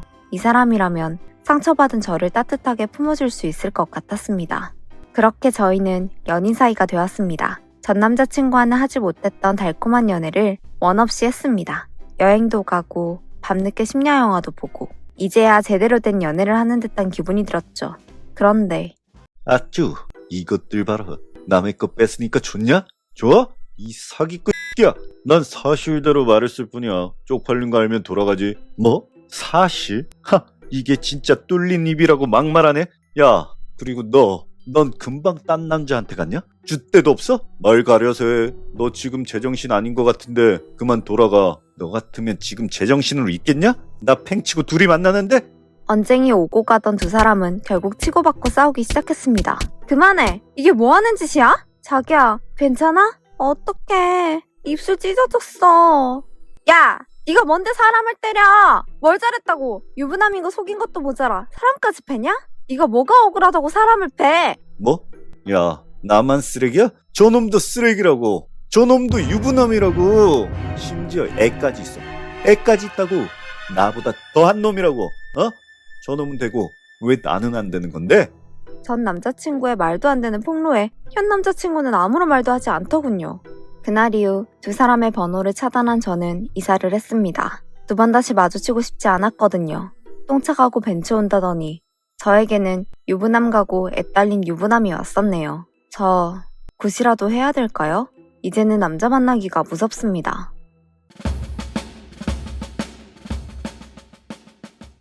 그녀와 처음 만난 곳은 부산으로 여행 가는 기차 안이었습니다. 부산까지 가세요? 네, 저도요. 책을 읽고 있던 저에게 그녀가 불쑥 말을 걸어왔고 그게 우리 만남의 시작이었습니다. 친화력이 좋고 미소가 예뻤던 그녀 덕분에 도착지까지 가는 내내 즐거운 시간을 보냈습니다.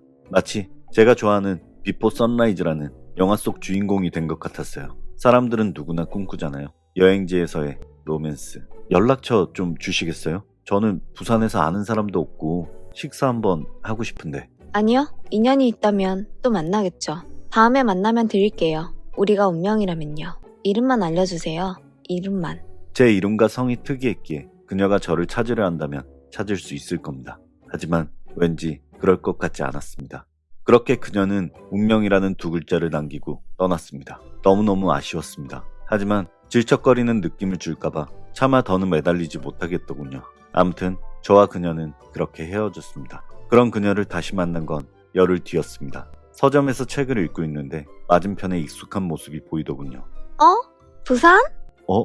또 만나네요. 저희의 만남은 그렇게 운명같이 시작되었습니다. 자기야, 오늘 우리 데이트는 공원으로 가자. 오늘? 추운데 괜찮겠어? 그리고 우리 내일 만나기로 했잖아. 나 오늘은 작업할 것도 있고. 안 돼. 오늘 꼭 만나. 오늘 우리 애저운이 좋대. 그리고 내일은 내가 안 돼. 내일은 일진이 사납대. 집에서 나가면 안 된대. 뭐?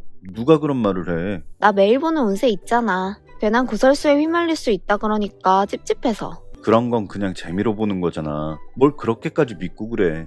세상에 그냥이란 없는 거야. 아무튼 난 내일 쉬어야 하니까 오늘 만나. 특이하다고 생각했습니다. 일진이 좋은 날, 나쁜 날까지 뽑아가면서 만나야 하다니. 아참, 자기 오늘은 밝은 색으로 입고 와. 꼭 맞춰 입어야 한다며 매번 코디까지 정해주더군요. 자기, 왜 밝은 옷 안 입고 왔어? 나 밝은색 옷이 없더라고. 빨래를 못해서. 옷 사러 가자. 그냥 오늘 이렇게 놀자. 옷이 뭐가 중요해. 절대 안 돼. 어두운 계열 옷은 하루의 기분을 망친다고. 여자친구의 말을 듣지 않으면 그날 데이트는 피곤해졌습니다. 무조건 그녀는 자신이 짜놓은 계획대로 움직이길 바랬습니다. 어머, 두 분 궁합이 너무 좋다. 서로가 서로를 바라보고 있는데 아주 잘 맞아. 운명적인 커플이네. 근데 남자가 인기가 좀 많네. 가만히 있어도 여자가 들러붙어. 여자친구분 조심해야겠어.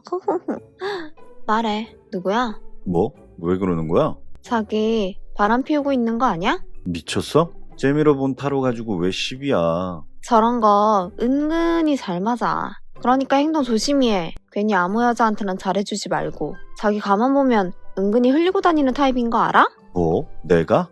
기가 막혔습니다. 여자친구는 고작 재미로 본 타로점 하나 때문에 하루 종일 신경이 날카로웠습니다. 저를 이미 바람 피운 죄인 취급하더라고요. 그리고 며칠 후 우리 집에서 라면 먹고 갈래? 드디어 여자친구의 자취방에 초대를 받았습니다. 왠지 타로점 이후에 여자친구에게서 초조함을 느끼긴 했지만 갑자기 여자친구와의 관계가 급 진전되는 것 같았습니다. 어서와. 맛있는 냄새 나는데 아직 음식 준비 다 안 끝났으니까 TV 보면서 기다려. 그리고 저쪽 구석방은 절대 들어가면 안 돼. 개인적인 공간이라서. 여자친구는 신신당부했지만 인간의 호기심을 어쩔 수 있습니까? 들어가지 말라면 더 들어가 보고 싶은 법이죠. 비밀이 있는 개인적인 공간이라. 기회를 엿보고 있던 저는 여자친구가 주방에 모든 신경을 쏟고 있을 때 비밀의 방문 손잡이를 돌렸습니다. 하지만 잠겨 있더군요.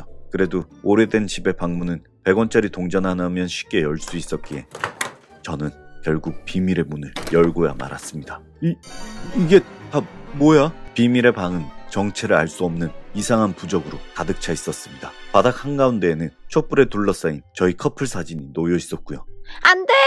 여자친구의 다급한 목소리가 들렸지만 너무 놀란 저는 그대로 얼어붙고 말았습니다. 너 무당이었어? 이 부적들은 다 뭐냐고? 너 무당이야? 아니야. 나 무당 아니야. 사실 불안해서 내가 친한 무당한테 물어보니까 자기가 바람 피울 거라고 해서 타로랑 똑같은 말 하잖아. 그래서 관계 좋아지는 부적 쓴 거야. 나쁜 거 아니야. 이 부적이 있는 곳에서 자기랑 시간을 보내면 자긴 절대 바람 안 핀대. 여자친구는 타로점을 본 이후 불안한 마음에 무당까지 찾아갔다고 했습니다. 그리고는 비싼 돈을 주고 부적까지 샀다고 하더군요. 거기다가 저를 초대한 이유도 생각보다 심각한 여자친구의 태도에 놀랐습니다. 당장 치워. 네가 상상하는 그런 일 절대 없을 테니까 당장 치우라고. 그치만 당장 갖다 버려. 처음으로 저의 화난 모습을 본 여자친구는 아무런 말 없이 부적을 치웠습니다. 그 뒤로 여자친구의 운세 타령은 잠잠해졌습니다. 아니, 그런 줄 알았습니다. 자기야, 나 이번 주 주말은 못 볼 것 같아. 왜? 금요일에 출장이 잡혔는데 일이 늦게 끝날 것 같아서. 뭐? 몇 박으로 가는 건데? 1박 2일인데 일요일까지 있다 와야 할 수도 있어서. 무슨 출장을 그렇게 길게 가? 거기는 자기밖에 일할 사람이 없어? 여자친구는 몹시 불안해 보였습니다. 주말 잠깐 못 보는 건데 왜 저렇게 과민 반응인가 싶었죠. 그런데 누구야? 자기가 이 시간이 웬일이야? 자기 짐 챙겨주려고. 출장 짐 다 쌌어? 그거 해주려고 이 새벽에 왔다고? 1박 2일 가는데 챙겨갈 게 뭐가 있다고. 여자친구는 막무가내였습니다. 제 짐을 챙긴다며 분주하게 움직였죠. 그렇게 저는 여자친구의 극진한 배웅을 받으며 출장길에 올랐습니다. 그리고 출장을 마친 저는 곧바로 여자친구의 집으로 향했습니다. 야! 이게 뭐하는 짓이야? 자기 왜 그래? 너 정말 미쳤어? 네가 내 가방에 부적 넣었지? 이번 달 자기 운세가 안 좋다고 해서 여자가 생긴다는 것도 걸리고. 나 이런 거 싫다고. 이딴 미신 안 믿는다고. 적당히 좀 해. 미신 아니라니까? 우리 처음 만난 것도 두 번째 만난 것도 다 맞췄어. 뭐? 정확히 맞췄다고. 이미지랑 장소까지 똑같이 맞췄는데 내가 이걸 어떻게 안 믿어? 그런 건 우연이잖아. 자기가 그때 옷 입은 거며 생김새며 그날 타로점에서 운명의 남자를 만난다고 했었어. 봐봐. 실제로 우리 아무런 연락처 없이 이 넓은 서울에서 다시 만났잖아. 운명을 거스르려고 하지 마. 사실 알고 있었습니다. 여자친구가 전화번호는 교환하지 않았지만 제 특이한 이름을 인터넷으로 검색해 몇 날 며칠 동안 저를 찾아다닌 것을요. 네가 내 SNS에서 내가 자주 가는 곳 찾아서 몇 날 며칠 거기 죽치고 있었던 거 다 알거든. 모른 척하고 있었어. 그냥 그 행동이 귀여웠으니까. 그런데 이건 아니잖아. 내가 마음에 들어서가 아니라 그 운세 타령하고 부적 타령하면서 운명을 거스르면 안 된다니. 이제 무섭다. 무서워. 그날 이후 저는 여자친구와 헤어졌습니다. 운명이라며 절대 못 끝낸다던 여자친구를 떼어냈는데 정말 고생했습니다. 경찰에 신고까지 생각했을 정도였으니까요. 로맨틱한 영화처럼 첫 만남을 시작했지만 끝은 정말 호러 영화의 한 장면 같았습니다. 그리고 몇 년 뒤 지병으로 돌아가신 친구 할머니의 장례식 날이었습니다. 저는 친구를 위로해주고 있었죠. 그런데 친구와 함께 장례식장 앞에서 담배를 피우고 있는데 어머, 저 여자 뭐야? 네 친구 아니야? 잘못 찾아온 거 아니야? 왜 저래? 어디 아픈 거 같은데? 수군거리는 사람들의 시선이 집중된 곳에는 몇 년 전에 헤어진 그 여자친구가 있었습니다. 그 모습은 가히 충격적이었습니다. 자기야, 오늘 운세 정말 조심해야 한다니까? 장례식장을 가야 한다면 이런 복장으로 가야 된다고 했어. 검은 옷은 사고수가 있어서. 전 여자친구는 여전히 굳건한 믿음을 가지고 있는 것 같았습니다. 그리고 그 옆에는 얼굴이 빨개진 채 어쩔 줄 몰라 하는 현 남자친구가 있더군요. 자기야, 어디가? 사람은 쉽게 변하지 않습니다. 오랜만에 본 여자친구는 과거의 모습 그대로였습니다. 현재 남자친구로 보이던, 그러니까 장례식장에서 도망친 그 남자는 과거의 제 모습을 떠올리게 하더군요. 로맨스 영화같이 시작했지만 공포 막장 호러쇼로 끝난 전 여자친구. 가끔은 어떻게 사나 궁금해하며 피식 웃곤 한답니다. 꽃다운 나이 20살에 만나 7년 연애 끝에 결혼을 약속한 남자친구가 있었습니다. 하지만 사짜 직업에 잘 나가는 남자친구와의 결혼은 쉽지 않았습니다. 중소기업을 전전하는 계약직 직원인 저와는 급이 맞지 않다며 이별을 강요하셨습니다. 남자친구는 부모님을 잘 설득해 꼭 저와 결혼할 거라며 자신만 믿으라고 저를 안심시켰습니다. 그런데 언제까지나 제 편이 되어줄 것 같았던 남자친구는 부모님의 등살에 못 이겨 선을 보러 나갔고 결국 그 여자와 바람이 나고 말았습니다. 남자친구의 부모님이 그토록 원하던 급이 맞는 잘 나가는 집안의 여자랑 말이죠. 믿었던 남자의 배신에 너덜너덜해진 저는 몇 달간 폐인처럼 지내며 남자친구를 그리워했습니다. 그로부터 2년 후 생각지도 못했던 곳에서 전 남자친구와 마주쳤습니다. 시간이 멈춘 것 같았습니다. 사라진 줄 알았던 애절한 감정이 다시 한번 피어오르더군요. 잘 지냈어? 그렇구나. 난 잘 못 지냈는데 염치 없다는 거 아는데 너무 보고 싶었어. 그는 옛날 모습 그대로였습니다. 제가 사랑했던 그때의 모습 그대로였죠. 너무 미운 사람이었지만 평생 동안 사랑은 저뿐이었다는 그의 말에 흔들렸습니다. 그날 이후 전 남자친구는 매일같이 연락을 해왔고 저희 두 사람은 급격히 가까워졌습니다. 마치 연인 사이 때처럼 데이트를 하는 날이 늘어났습니다. 남자친구도 저와 같은 마음이라 확신한 전 용기 내어 남자친구에게 고백을 했습니다. 우리 다시 시작하면 안 될까? 오빠 부모님이 반대하시면 결혼 못해도 좋아. 그냥 옆에만 있어줘. 아니, 우리 결혼하자. 제 고백을 기다렸다는 듯이 남자친구는 결혼하자며 반지를 꺼내들었습니다. 순간 저와의 결혼을 반대하시던 남자친구 부모님의 모습이 떠올랐습니다. 네가 무슨 생각하는지 알아. 하지만 우리 부모님 많이 바뀌셨어. 너한테 모질게 대하셨던 거 미안해 하시면서 후회 많이 하시더라. 남자친구에 대한 마음이 너무 컸던 저는 그의 말을 믿었고 결혼을 전제로 한 두 번째 연애가 시작되었습니다. 둘 다 나이가 있는지라 빠르게 진행되었고 어느덧 상견례 날이 다가왔습니다. 어머, 우리 새아가가 왜 이렇게 겁나 했더니 사부인을 닮았네요. 호호호. 남자친구의 말대로 남자친구의 부모님은 2년 전과는 전혀 다른 사람이셨습니다. 급을 따지시던 모습도 사라지셨죠. 저를 너무나 예뻐하시는 모습에 저희 부모님은 흡족해 하셨고 결혼식 날짜를 잡았습니다. 남자친구 부모님의 요청으로 저희는 가족식을 진행하기로 했습니다. 그렇게 저희의 결혼 준비는 평탄하게 흘러가는 듯 했습니다. 그런데 잔뜩 취한 남자친구가 한밤중에 집을 찾아왔습니다. 나 사랑해.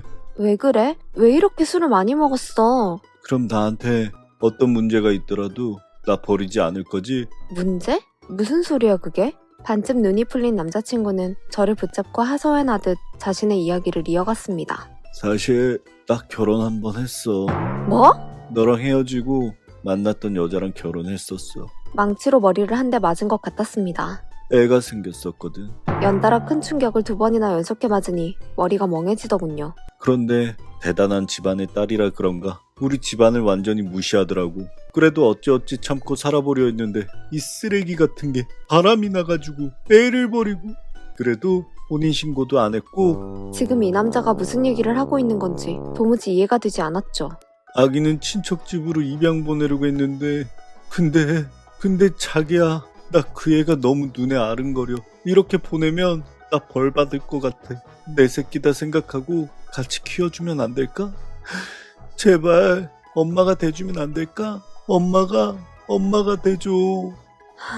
그제야 남자친구의 부모님이 저를 대하시는 태도가 달라진 이유를 알겠더군요. 이혼했다는 것도 충격인데 아이까지 있다니. 모든 사실을 숨기고 결혼해도 상관없었지만 애가 밟혀 저에게 모든 걸 털어놨다는 남자친구. 이미 결혼식장과 혼수까지 모두 준비했는데 어떻게 해야 될까요? 부모님에게는 또 뭐라고 말씀드려야 할지 앞이 캄캄합니다. 저에게는 3살 터울의 형이 있습니다. 어려서부터 심장이 안 좋아 여러 차례 수술을 받았던 형은 부모님의 극진한 보살핌 아래 자랐습니다. 아픈 형을 돌보느라 전 늘 뒷전이었죠. 학교에서 상을 받아와도 대회에서 우승을 해도 형의 그늘에 가려 단 한 번도 칭찬받아본 적이 없었습니다. 그저 부모님에게 있어 저는 혼자서도 잘하는 아들 그뿐이었습니다. 부모님의 관심은커녕 물질적인 지원조차 받아본 적이 없었죠. 하지만 부모님의 형사랑은 정말이지 끔찍할 정도였습니다. 혼전 임신으로 형이 일찍 결혼하게 되자 부모님은 모아둔 재산의 대부분을 형에게 주었습니다. 우리 둘째는 똑똑하니까 장학금 받으면서 학교 다닐 수 있지 믿는다. 용돈부터 학비까지 스스로 해결해야 했던 저는 닥치는 대로 아르바이트를 하며 돈을 벌었습니다. 아무리 힘들어도 부모님에게 손을 벌린 적이 없었죠. 이른 나이에 취업에 성공한 이후 저는 목돈을 모아 모험을 했습니다. 운이 좋아 주식 투자, 코인 투자로 제법 돈을 모았죠. 지방이긴 했지만 30대에 45평 자가 아파트, 순전히 저의 힘으로 산 제 보금자리였습니다. 그런데 도련님 축하해요. 집 사신 거. 평수도 크다 그러던데 엄청 좋으시겠어요. 혼자 사는 놈이 무슨 그런 큰 집을 구했대? 나도 결혼도 해야 되고. 부모님의 돈을 끌어모아 작은 아파트에 살고 있던 형은 배가 아픈지 계속해서 시비를 걸어왔습니다. 어린 놈이 겉멋만 들어가지고 네가 무슨 집이 필요하냐? 그러지 말고 여보, 우리도 큰 집으로 이사 가자. 곧 둘째도 태어날 건데 애 둘 키우기엔 너무 좁아. 이사는 무슨... 어머니, 이의 좀 설득해주세요. 지금도 발 디딜 틈 없는데 애기 태어나면 더 할 게 뻔한데 제 말은 들은 척도 안 해요. 우리가 돈이 어딨어? 아니면 엄마 아빠가 좀 도와주든가. 너희 집 장만할 때 우리도 다 털어서 줬다. 도련님 집 방 3개라고 하셨죠? 그런데요? 혼자서 방 3개는 너무 많지 않아요? 쓸쓸하고 무서울 것 같은데? 전혀요. 당장 결혼할 사람도 없는데 혼자 큰 집은 너무 외롭잖아요. 그러지 말고 도련님이 저희 좀 도와주세요. 뭘요? 잠시만 집 좀 바꿔서 살자고요. 저희 집 아담해서 혼자 살기에 딱이거든요. 잠깐이면 돼요. 저희 집 구할 때까지만 몇 년만 바꿔서 살아요. 이게 무슨 황당한 소리인지. 형수는 새 집인 저희 집과 평수도 훨씬 작고 오래된 자기네들 집을 바꿔서 지내자며 막무가내로 나왔습니다. 싫습니다. 하지만 제 의사를 밝혔음에도 불구하고 형수님의 집요함은 계속되었습니다. 우리 아들, 이 집 어때? 짱짱 넓어. 산촌집 짱이야. 그렇지. 이렇게 넓은 집을 글쎄 삼촌이 우리를 주신다네? 삼촌 감사합니다. 인사드려. 감사합니다, 산편. 막무가내로 나오는 형수님의 태도에 보다 못한 저는 엄마에게 교통정리를 부탁드렸습니다. 아니, 보자 하니까 무슨 집 보러 온 부동산 사람들처럼 저게 뭐 하는 짓이야? 아들, 그러지 말고 형이랑 당분간만 바꿔 살면 안 되겠니? 혼자서는 작은 집도 충분하지만 애들 딸린 식구들이 살기에는 힘들잖니. 엄마, 제 집이에요. 제가 힘들게 벌어서 산 제 집이라고요. 안다. 하지만 어쩌겠니? 너희 형수가 힘들다잖니. 제 생각은 1도 하지 않는 부모님. 그저 형형거리며 형을 위한 희생을 강요하시는 모습을 보니 벽이랑 이야기하는 기분이었습니다. 그런데 그때 형수가 들어오더군요. 도련님, 제가 이 근방에 괜찮은 오피스텔 하나 알아봤거든요. 지금 저희가 사는 집보다 훨씬 괜찮아 보이더라고요. 그래서 도련님한테 딱이다 싶었죠. 월세는 저희가 낼 테니까 당분간만 좀 부탁해요. 가족 좋다는 게 뭐예요? 어려울 때 서로서로 돕는 거잖아요. 그래, 너희 형수가 이렇게까지 발벗고 나서서 알아봐 주는데 너도 그만 고집 부리고 말 들어. 집을 뺏겠다는 것도 아니고 잠시만 빌려 쓴다잖니. 그렇게 해. 그럼요. 도련님이 필요하다고 하시면 언제든지 내드릴 테니까 걱정 마세요. 그럼 이사는 언제쯤 할까요, 저희? 도대체 저한테 왜 이러세요? 안 해요. 안 한다고요. 제 집이에요. 그만들 좀 하시라고요. 그동안 참고 참았던 분노가 터져버린 저는 그대로 집을 나왔습니다. 제가 소리를 지르고 나갔다는 얘기를 들은 형은 저보고 돈에 미친놈이냐며 위아래도 없다고 따지더군요. 어이가 없었습니다. 없는 자식처럼 키울 땐 언제고 맡겨놓은 것 마냥 내놓으라는 태도를 보이는 부모님과 형수. 상식이 통하지 않는 이 가족에게서 벗어나려면 손절해야 할까요? 저에게 희생만 강요하는 가족들이 너무 밉습니다. 저는 기러기 엄마입니다. 아이가 태어나고 걷기도 전에 미국 지사로 발령을 받아 홀로 생활을 해왔습니다. 남편도 아이와 함께 오고 싶어 했지만 남편의 직장도 있고 저 역시 조만간 다시 돌아간다는 생각에 잠시만 떨어져 생활하기로 했습니다. 갓 돌이 지난 아이를 두고 오는 것은 정말 싫었지만 기회를 놓치기 싫었습니다. 간간히 남편이 보내주는 사진으로 아이를 보는 게 다였죠. 금방 돌아간다는 계획은 회사 사정상 점점 미뤄졌습니다. 결국 기러기 생활 3년째. 아이의 성장 과정을 함께하지 못했다는 사실이 가장 속상했습니다. 남편과도 점점 연락하는 빈도가 줄어들었습니다. 가끔 전화로 다툴 때는 몇 달이 넘도록 연락을 못할 때도 있었습니다. 그러던 어느 날 드디어 한국지사로 발령을 받게 되었습니다. 아이를 만날 수 있다는 생각에 들뜬 저는 곧바로 남편에게 전화를 걸었습니다. 하지만 남편은 전화를 받지 않더군요. 최근에 크게 다툰 이후로 연락을 받지 않았기에 이왕 이렇게 된 거 깜짝 서프라이즈를 하며 관계를 회복하기로 마음먹었습니다. 무엇보다 아이를 만날 수 있다는 사실이 기뻤습니다. 엄마로서 빵점이라 생각해왔거든요. 이제 제발 말도 할 수 있을 텐데 어떤 말부터 해야 할지 어색하지는 않을지 별 걱정이 다 됐습니다. 설레는 마음으로 공항에 도착했고 차례를 기다리는 동안 너무나 신이 났습니다. 그런데 본인 맞으세요? 네, 저 맞는데요? 주민등록번호가 어떻게 되세요? 땡땡땡땡땡땡 이 땡땡땡땡땡땡이요. 이상하네. 저 잠시 이쪽으로 나오시겠어요? 저는 공항 직원을 따라갔고 그곳에서 충격적인 이야기를 들었습니다. 사망 신고되어 있으시던데 정말 본인 맞으세요? 네? 사망 신고라뇨? 무언가 착오가 있는 게 아닐까 놀란 저는 황급히 남편에게 연락을 했습니다. 10통, 20통 계속해서 전화를 걸었지만 남편은 받지 않더군요. 그때부터 무언가 잘못되었다는 생각이 들었습니다. 어떻게 된 영문인지 확인하기 위해 저는 시어머니에게 전화를 걸었습니다. 역시나 받지 않으시더군요. 시아버지도 마찬가지였습니다. 시댁 식구 모두가 약속이나 한 듯 제 전화를 받지 않았습니다. 공항을 빠져나온 저는 곧바로 남편이 살고 있는 집으로 향했습니다. 그런데 누구세요? 집에서 나온 남자는 전혀 모르는 사람이었습니다. 제가 알고 있던 주소는 모두 가짜였던 거죠. 이미 1년 전에 다른 집으로 이사를 갔다고 하더군요. 저한테는 한마디 말도 없었죠. 소리 소문 없이 증발해버린 남편을 찾기 위해 결국 사이가 좋지 않아 연락을 끊고 살았던 친정 어머니에게 전화를 걸었습니다. 여보세요? 엄마, 누구... 나야 현이. 제 딸 죽었습니다. 장난치지 마세요. 엄마, 진짜 나라고. 딸 목소리도 못 알아봐? 내가 왜 죽어? 정말 현이니? 아니 네가 어떻게... 이게 대체 무슨... 여보! 부모님 역시 제가 죽은 줄 알고 계셨습니다. 남편이 소식을 전했었고 장례까지 치렀다고 하더군요. 기가 막혔습니다. 몇 달 전까지만 해도 저랑 연락을 했던 사람이 이미 1년 전에 제 사망신고를 끝냈다니. 멀쩡히 미국에서 살고 있던 저를 왜 죽은 사람으로 만들었는지 이해할 수 없었죠.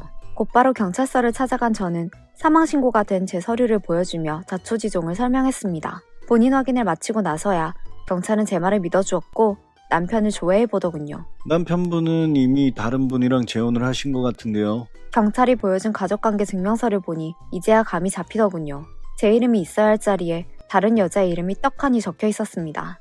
다른 여자랑 재혼을 하기 위해 저를 죽은 사람으로 만들다니. 멀쩡히 살아있는 아이의 엄마를 아이가 장례식을 치르게 만들다니 어이가 없었습니다. 다른 사람이 생겼다고 사실대로 말했으면 될걸. 왜 이런 말도 안 되는 짓을 벌인 건지 정말 이해가 되지 않습니다. 한순간에 남편도 아이도 잃어버린 저. 분하고 억울한 이 상황을 어떻게 해야 할지 막막합니다.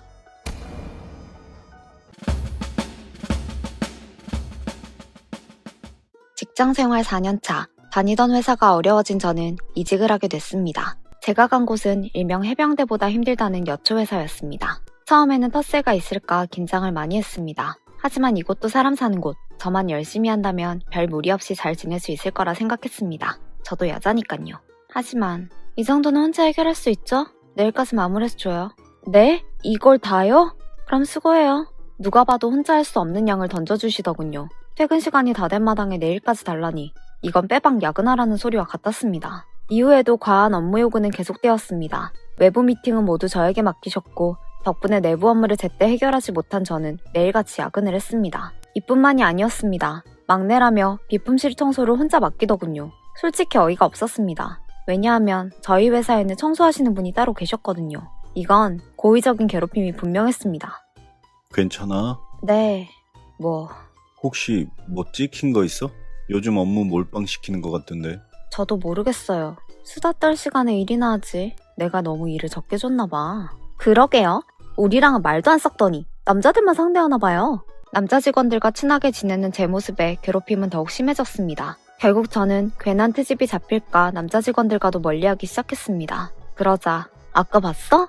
대식 씨가 말 거는데 싹수 없게 딱 자르는 거? 지가 뭔데 사람을 무시해? 남자들이 오냐오냐 해줬더니 주제도 모르고 기어오르는 거지. 대식씨 얼마나 무안했을까? 철벽을 치면 철벽을 친다고 욕을 해댔습니다. 욕하는 것도 일을 많이 주는 것도 다 참을 수 있었습니다. 하지만 제가 별다른 반응을 보이지 않는다고 생각한 건지 다른 방법으로 괴롭히더군요. 급하게 잡힌 출장, 새벽 6시에 출발한다는 연락을 받고 기차역으로 향했습니다. 하지만 기차 시간이 다가오는데 아무도 오지 않더군요. 불안해진 저는 상사에게 전화를 걸었습니다. 여보세요? 혹시 어디쯤 오셨을까요? 아 뭐야 이 새벽에. 개념 없어? 시간 좀 보고 연락해. 네? 오늘 출장 6시에 출발한다고 그러셨잖아요. 뭔 소리야. 9시 출발이라고 얘기했잖아. 견디기가 힘들었습니다. 회사를 그만두고 싶었습니다. 하지만 힘들게 이직한 곳을 쉽게 포기하고 싶지 않았습니다. 많이 힘들지? 나도 여기 처음 들어왔을 땐 적응하기 정말 힘들었어. 지옥 같던 회사 생활에 천사가 나타난 순간 참고 있던 눈물이 터져나왔습니다. 다른 팀으로 잠시 떠나 있던 선배였습니다. 그녀의 따뜻한 위로에 저는 다시 힘을 낼 수 있었습니다. 그리고 그날 이후 선배와 저는 회사 밖에서 수다를 떨며 스트레스를 풀었습니다. 드디어 제 편이 생긴 것 같아 숨통이 트이는 것 같았죠. 하지만 선배에게도 단점이 하나 있었습니다. 남자친구 있어? 우리 회사에는 남자도 별로 없는데 괜찮은 사람도 없단 말이야. 대식들이 진짜 냄새 심해. 씻지도 않는 것 같아. 오타쿠들 보면 귀 뒤를 안 씻어. 그럼 오타쿠 쉰내가 나거든. 선배는 험담을 많이 하는 스타일이었습니다. 조금 불편하긴 했지만 유일한 제 편이었기에 무한하지 않게 맞장구를 조금씩 쳐주었습니다. 맞아요. 대식 선배 좀 특유의 냄새가 있긴 있어요. 근데 그게 오타쿠 냄새였어요? 저는 몰랐네요. 그런데 안녕하세요. 평소와 다름없는 아침이었지만 공기가 달랐습니다. 제 인사를 받아주는 사람은 아무도 없었고 다들 저를 투명인간 취급하는 것 같았습니다. 한동안 괜찮아졌다고 생각했는데 또 무슨 일이 생긴 건지 남자 직원들조차 저를 싸늘하게 보더군요. 사람 그렇게 안 봤는데 뒤에서 그렇게 없는 말 지어내는 거 아니야. 그게 무슨... 대식 선배 특유의 오타쿠 냄새. 선배와 술자리에서 나눴던 대화들이었습니다. 아니, 부분 짜집기를 한 대화더군요. 제가 했던 말을 교묘하게 이어붙여 제가 마치 직원들을 욕하는 듯한 문장을 만들어낸 것이었습니다. 저를 위로해주고 달래주던 선배가 저를 괴롭히던 주범이었다니. 그날 이후 업무를 제외하고는 회사 사람들 모두와 말 한마디 나누지 않고 있습니다. 사람들은 저를 투명인간 취급합니다. 정말 회사에 나가기가 너무 두렵습니다. 정말 어떻게 해야 할지 고민입니다. 정말 후회됩니다. 옛날에 비트코인 살걸. 회사 계속 다녀야겠죠? 저에게는 대학교에 입학 후 친해진 친구가 있습니다. 그 친구는 한눈에 띄는 예쁜 외모는 아니었지만 웃을 때 반달눈이 되는 눈웃음이 매력 포인트였습니다. 남자들은 친구의 반달눈 미소 한 방이면 무장해제가 되곤 했죠. 뿐만 아니라 그 친구는 남자들이 어떤 여자들에게 약한지를 너무나 잘 알았죠. 남자들이 조금만 잘하면 칭찬 퍼레이드는 기본이었으며 연약한 여자인 척 보호 본능을 자극하기까지. 열의 아홉은 자기 일을 제쳐두고 친구를 도와줄 정도였죠. 한마디로 친구는 여우였습니다. 그것도 꼬리 9개 달린 불려시였죠. 하지만 이런 친구와는 반대로 저는 남자들과 말 한마디 못하는 숙맥이었습니다. 이상하게 남자 앞에만 서면 입이 얼어붙었습니다. 문제는 그런 저에게도 첫사랑이 찾아왔다는 겁니다. 너무너무 좋아하는 남자애였기에 놓치고 싶지 않았던 저는 남자를 잘 대하는 그 친구에게 상담을 하기로 했습니다. 든든한 지원군을 얻은 듯한 느낌이었습니다. 친구는 우선 어떤 남자인지 파악을 해야 제대로 코치해줄 수 있다며 셋이 자리를 만들라고 했습니다. 왠지 불길한 느낌도 들었지만 저 혼자서는 짝사랑하는 썸남에게 제대로 말도 못할 게 뻔했기에 친구의 도움을 받을 수밖에 없었습니다. 친구는 특유의 눈웃음을 치며 제 썸남과 금세 친해졌습니다. 자연스럽게 스킨십도 하더군요. 저를 도와준다고 했던 친구의 말과는 달리 저를 소외시키고 둘만 얘기를 나눴습니다. 제 얘기는 일절하지도 않고요. 두 사람의 소개팅 자리를 주선해준 느낌이었습니다. 너 뭐야? 나 도와준다며. 얘는 친해져야 어떤 스타일을 좋아하는지 파악할 거 아냐. 이 언니만 믿어. 어쩔 수 있나요? 솔직히 친구가 마음만 먹으면 저 남자도 친구에게 넘어갈 겁니다. 그저 친구 말을 믿을 수밖에요. 그 이후로도 친구는 썸남과 만나는 날이면 꼭 따라 나왔습니다. 순간순간 소외되는 느낌이 들긴 했지만 셋이 하는 데이트에 성과가 없었던 것은 아니었습니다. 저기 다음에는 우리 둘이서 한번 볼까? 정말? 불편하지 않겠어? 불편할 게 뭐가 있어. 내일 같이 밥 먹자. 물어볼 것도 있고. 확실히 친구의 도움이 있었던 걸까요? 썸남이 처음으로 둘만의 데이트 신청을 해왔습니다. 하지만 여우는 어떤 영화 좋아해? 여우는 무슨 음식 좋아하고? 여우는 어떤 남자 좋아해? 느낌이 쎄하더군요. 네, 맞습니다. 썸남은 제 친구에게 이미 마음을 두고 있었습니다. 저는 큰 충격을 받았습니다. 제 짝사랑이 친구 때문에 깨졌다고 생각이 들었거든요. 그 여우 때문에 그 자식까지 넘어갈 줄은. 야, 그러게 왜 친구한테 좋아하는 남자를 소개해주냐? 그거 위험한 짓이야. 제 소꿉친구가 밤새도록 저를 위로해 주었습니다. 그리고 사실 나 너 좋아해. 술 취해서 헛소리 하지 마. 아니야, 진짜 오랫동안 너 좋아해 왔다고. 문이 닫히면 또 다른 문이 열린다고 했던가요? 짝사랑이 실패하던 날, 저는 소꿉친구의 숨겨둔 마음을 알게 되었습니다. 서로에 대해 너무나도 잘 알고 있던 저희 두 사람은 급속도로 가까워지게 되었죠. 행복했습니다. 어느새 짝사랑남은 생각이 나지 않을 정도였죠. 우연히 친구와 짝사랑하던 남자와 마주쳤습니다. 두 사람은 벌써 사귀는 사이 같았습니다. 뭐야, 너 요즘 통 연락도 안 되고 저쪽은 남자친구? 두 사람 사귀나 봐? 사귀기는 그냥 데이트해달라고 하도 졸라서. 아무튼 영화 보러 왔어? 같이 볼래? 아니야, 우리랑 다른 영화잖아. 그럼 끝나고 커플 데이트 할까? 밥도 같이 먹고. 나 잠깐 화장실 좀. 저는 친구와 말을 섞기 싫어 화장실로 자리를 피했습니다. 거절하지 못하는 성격 때문이기도 했지만요. 어떻게 거절할까 고민했습니다. 얼마 전까지만 해도 좋아하던 남자와 얼굴을 맞대는 것도 불편했지만 친구의 존재가 제일 마음에 걸렸습니다. 뭔가 또 안 좋은 예감이 들었거든요. 결국 저는 영화도 보지 않고 남자친구와 함께 극장을 빠져나왔습니다. 친구에게는 급한 일이 있다고 거짓말을 했고요. 왜 그래? 속 안 좋아? 아니, 사실은 저는 방금 만난 여우 커플의 이야기가 지난번 실연에 상처를 준 사람들이라고 솔직하게 이야기를 털어놓았습니다. 남자친구는 당연히 제 편을 들며 노발대발 화를 냈었고요.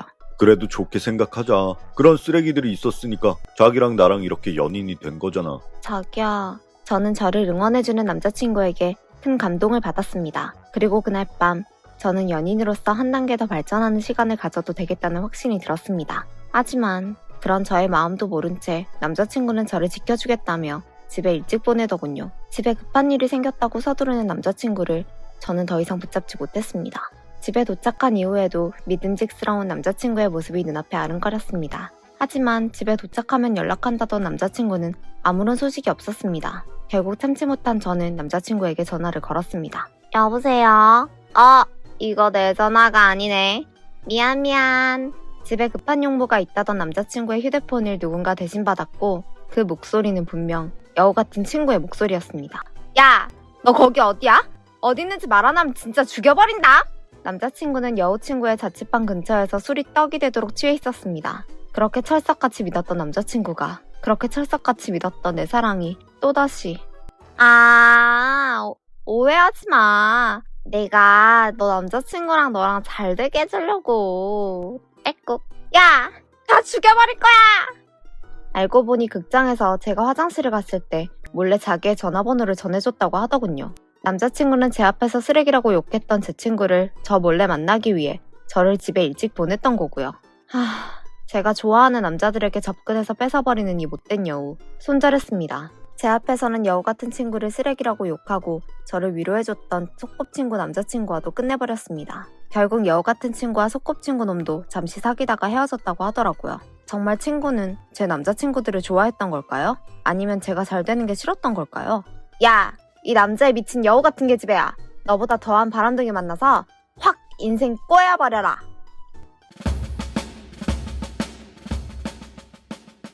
친구들과 클럽에 놀러 갔다 운명의 상대를 만났습니다. 주변의 사람들은 보이지 않고 오직 그녀에게서만 빛이 나더군요. 이런 게 첫눈에 반한다는 것일까요? 용기 내어 그녀에게 다가갔고 저희는 사귀게 되었습니다.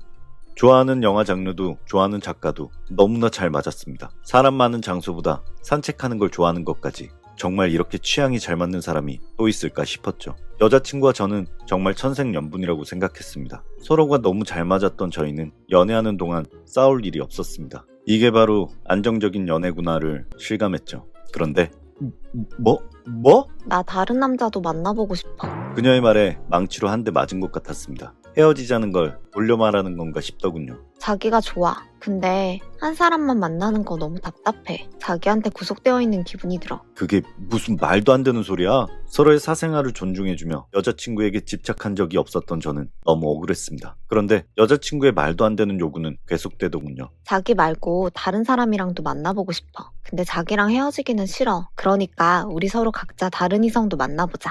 여자친구는 한 사람에게만 매어있는 연애는 답답하고 시간이 아깝지 않냐며 다자연애, 즉 양다리 연애를 제안했습니다. 이 제안을 받아들이지 않는다면 헤어질 수밖에 없다고 엄포를 놓더군요. 여자친구를 놓치기 싫었던 저는 결국 그녀의 말도 안 되는 요구를 들어줄 수밖에 없었습니다. 그날 이후 여자친구는 기다렸다는 듯 다른 남자와 연애를 시작했습니다. 여자친구는 같이 아르바이트를 하다 만난 사이라며 새로운 남자친구를 저에게 소개해 주었습니다. 여자친구는 새로운 남자친구에게 저를 친한 친구로 소개했고요. 두 사람이 다정하게 대화하는 모습을 보자 질투가 났지만 티를 낼 수 없었습니다. 너도 얼른 다른 사람 만나. 정 없으면 내가 소개해줄까? 혼자만 다른 상대를 만나는 게 걸렸는지 여자친구는 저를 재촉했습니다. 제가 한 명 소개해 줄까요? 괜찮은 애 있는데. 여자친구의 새 남자친구는 자신의 친한 친구라며 제게 새로운 여자친구를 소개해 주었습니다. 속이고 싶은 마음은 없었지만 새로 합류한 여자도 성격이 시원시원한 게 마음에 들었습니다. 저희 네 사람은 그날 빠르게 친해졌죠. 그렇게 저에게도 또 다른 여자친구가 생겼습니다. 마음이 불편하고 머릿속이 혼란스러웠지만 한번 속이기 시작한 관계에서 쉽사리 발을 뺄 수 없었습니다. 저희 네 사람은 커플 데이트를 하며 자주 만났습니다. 여자친구의 새 남자친구와 저의 새 여자친구, 황당한 이 조합으로 떠나게 된 여행은 시작부터 긴장의 연속이었습니다. 그때는 몰랐습니다. 그 여행이 제 인생 최악의 여행이 될 줄은요. 저와 새 남자친구를 왔다 갔다 하며 스킨십을 해대는 여자친구 때문에 새 여자친구의 눈치가 보이더군요. 그런데 여자친구의 새 남자친구는 이 상황을 즐기는 듯 했습니다. 내 여자친구인데 다른 사람의 여자친구이기도 한 이상한 상황, 그리고 이 상황을 즐기는 두 사람. 하지만 저는 이 상황이 너무나 불편했습니다. 지극히 비정상적인 이 관계, 정신병이 올 것 같더군요. 여자친구는 노골적이었습니다. 도저히 참을 수 없더군요. 제가 사랑하는 사람이 다른 사람의 품에 있다는 사실이. 그런 불편한 상황을 견딜 수 있었던 것은 새 여자친구의 존재 덕분이었습니다. 그녀는 웃음으로 저의 긴장된 분위기를 풀어주려고 노력했습니다. 저를 계속해서 챙겨줬고요. 술에 취해 새 여자친구와 구 여자친구를 번갈아 보니 그제야 보이더군요. 자신의 감정만 앞세워 양다리 연애를 하자는 구 여자친구와 주변 사람들을 생각해주는 배려 깊은 새 여자친구의 차이가. 그만하자. 더 이상은 못 해먹겠어. 너 그냥 그 남자 만나. 갑자기 왜 그래? 우리 잘 만나왔잖아. 뭐가 문젠데? 처음부터 말이 안 되는 거였어. 애인을 공유한다니. 미치지 않고서야 그게 될 리가 없잖아? 나는 나만 바라봐주는 사람이 좋아. 그러니까 넌 너랑 맞는 사람 만나. 제 마음을 확실히 알게 됐습니다. 새로 사귄 여자친구가 진심으로 좋아진 저는 그 여자친구에게 이별을 통보했습니다. 하지만 난 못 끝내. 이렇게 못 끝낸다고! 나도 오빠 좋아한단 말이야. 내가 먼저였잖아. 어떻게 사랑이 변하니? 내가 미안해. 나 오빠 없이 못 살아. 제발. 여자친구한테 미안한 짓 더 이상 하고 싶지 않아. 누가 여자친구야? 오빠 여자친구는 나야. 이제 와서 그 여자가 좋아졌기라도 했다는 거야? 오빠 미쳤어? 난 못 끝내. 오빠 이렇게 나 버리면 그 여자한테 다 말할 거야. 제 마음이 돌아서지 않자 여자친구는 새 여자친구에게 이 모든 짓을 제가 벌였다고 폭로할 거라며 협박을 하더군요. 다른 남자 만나보고 싶다고 할 땐 언제고 이런 결말은 상상도 못했는지 말도 안 되는 협박을 하는 그녀의 모습은 너무나 취했습니다. 내가 저런 여자를 사랑했다니 어쩌다 저 지경이 된 건지 안쓰럽기까지 하더군요. 저는 새 여자친구에게 모든 사실을 털어놓고 사과하기로 했습니다. 진심으로 사과하면 배려심 깊은 그녀는 저를 이해해 줄 것입니다. 그런데 펜션으로 돌아온 저는 충격적인 장면을 목격했습니다. 뭐야? 두 사람 뭐가? 지금 두 사람 뭐 하는 거냐고? 응? 몰랐어? 우리도 양다리 연애였는데? 뭐야 자기 얘기 안 했어? 어허, 이야기 안 하고 저 친구 반응 보는 게 더 재밌거든. 뭐? 알고 보니 두 사람 역시 커플 사이였습니다. 자신의 여자친구를 제게 소개해줬던 것이죠. 아쉽네. 넷이 노는 거 재밌었는데 오빠가 그런 거 싫어할 줄은 몰랐어. 나는 다 알고 만나는 줄 알았는데. 오빠 안녕. 요즘 유행하는 몰래카메라인 줄 알았습니다. 그런데 아니더군요. 세상이 미쳐 돌아가는 걸까요? 여러분은 사랑하는 사람을 다른 사람과 공유할 수 있나요? 저는 도무지 이해가 되지 않습니다. 저희 부부는 결혼 1년차 부부입니다. 저는 운이 좋아 결혼 전 코인 투자로 돈을 꽤 벌었고 결혼과 동시에 아내에게 직장을 그만두게 했습니다. 아내 역시 별 미련이 없던 직업이라 오히려 기뻐했고요. 평일에는 아내와 함께 집안일도 분담해서 했습니다. 그러던 어느 날 아내가 집안일을 하다 다친 건지 팔에 시퍼런 멍이 들어있더군요. 여보, 팔이 왜 이래? 어디서 이랬어? 아, 일하다 살짝 부딪혔어. 별거 아니야. 괜찮아. 조심해. 기다려봐. 약 발라줄게. 이상한 일은 계속되었습니다. 아내의 몸에 생긴 멍의 개수가 하루하루 늘어났던 거죠. 걱정이 된 저는 아내에게 당분간 집안일을 쉴 것을 권유했습니다. 그럼 자기야, 나 스트레스도 풀 겸 친구들이랑 여행 좀 다녀와도 돼? 그럼 다녀와. 다녀올게. 여보 사랑해. 해맑게 웃으며 떠난 아내. 그리고 그날 이후 아내의 웃는 모습은 더 이상 볼 수 없었습니다. 다음날 회사로 날아온 것은 이혼 서류였습니다. 무슨 일인지 아내에게 전화를 했지만 차단한 건지 받지 않았습니다. 그리고 이후에 아내를 만난 건 경찰서였습니다. 저 남자가 저를 매일같이 폭행하고 바람 피운다고 의심하고. 아내 측 변호사가 제출한 자료를 본 저는 깜짝 놀라고 말았습니다. 아내는 저를 상습 폭행범으로 몰아가며 이혼 신청과 동시에 막대한 위자료를 청구했더군요. 폭행이라니. 아내가 증거자료로 제출한 사진은 집안일을 하며 생겼다던 그 멍자국들이었습니다. 아내의 뻔뻔스러움에 저는 치를 떨었습니다. 설마 코인 수익 때문이야? 그거 내놓으라고? 그래서 이런 자작극을 하는 거야? 그게 무슨 소리야? 그럼 내가 스스로 때리기라도 했다는 거야? 당신 정말 뻔뻔한 사람이구나. 증거가 있잖아요, 증거가. 당신의 폭행에 못 이겨서 짐까지 싸서 친정으로 피신해 있었는데 그쪽은 뭔 증거가 있어요? 제가 안 때린 증거를 제가 제시해야 한다고요? 맞은 증거가 있는데 당연하죠. 정말 억울했습니다. 고작 돈 때문에 제가 사랑했던 가족이 어떻게 저를 범죄자로 몰 수 있을까요? 있습니다, 증거. 증거가 있다고요? 잠시만 기다리시죠. 다행이라고 생각했습니다. 집안에 개를 키웠던 것을요. 여기 있습니다. 그 증거. 저희 집에 있던 CCTV입니다. 강아지가 혼자 있을 때 걱정돼서 설치한 카메라입니다. 여기 보시면 제가 때리지 않았다는 증거가 명백하게 남아있을 겁니다. 카메라를 확인한 아내와 변호사는 아무런 말도 하지 못했습니다. 카메라에는 제가 아내를 때리는 모습이 아닌 자신의 몸을 스스로 때리고 있는 아내가 찍혀 있었기 때문이었죠. 억울함은 풀었지만 한때 사랑해서 결혼까지 한 아내가 단순히 돈 때문에 저를 배신하고 범죄자로 몰아간 것은 아직까지 충격으로 남아있습니다. 정말이지 제가 다시 가정을 꾸릴 수 있을까요? 그리고 아내를 무고죄로 처벌해야 할까요? 정말 마음이 괴롭습니다.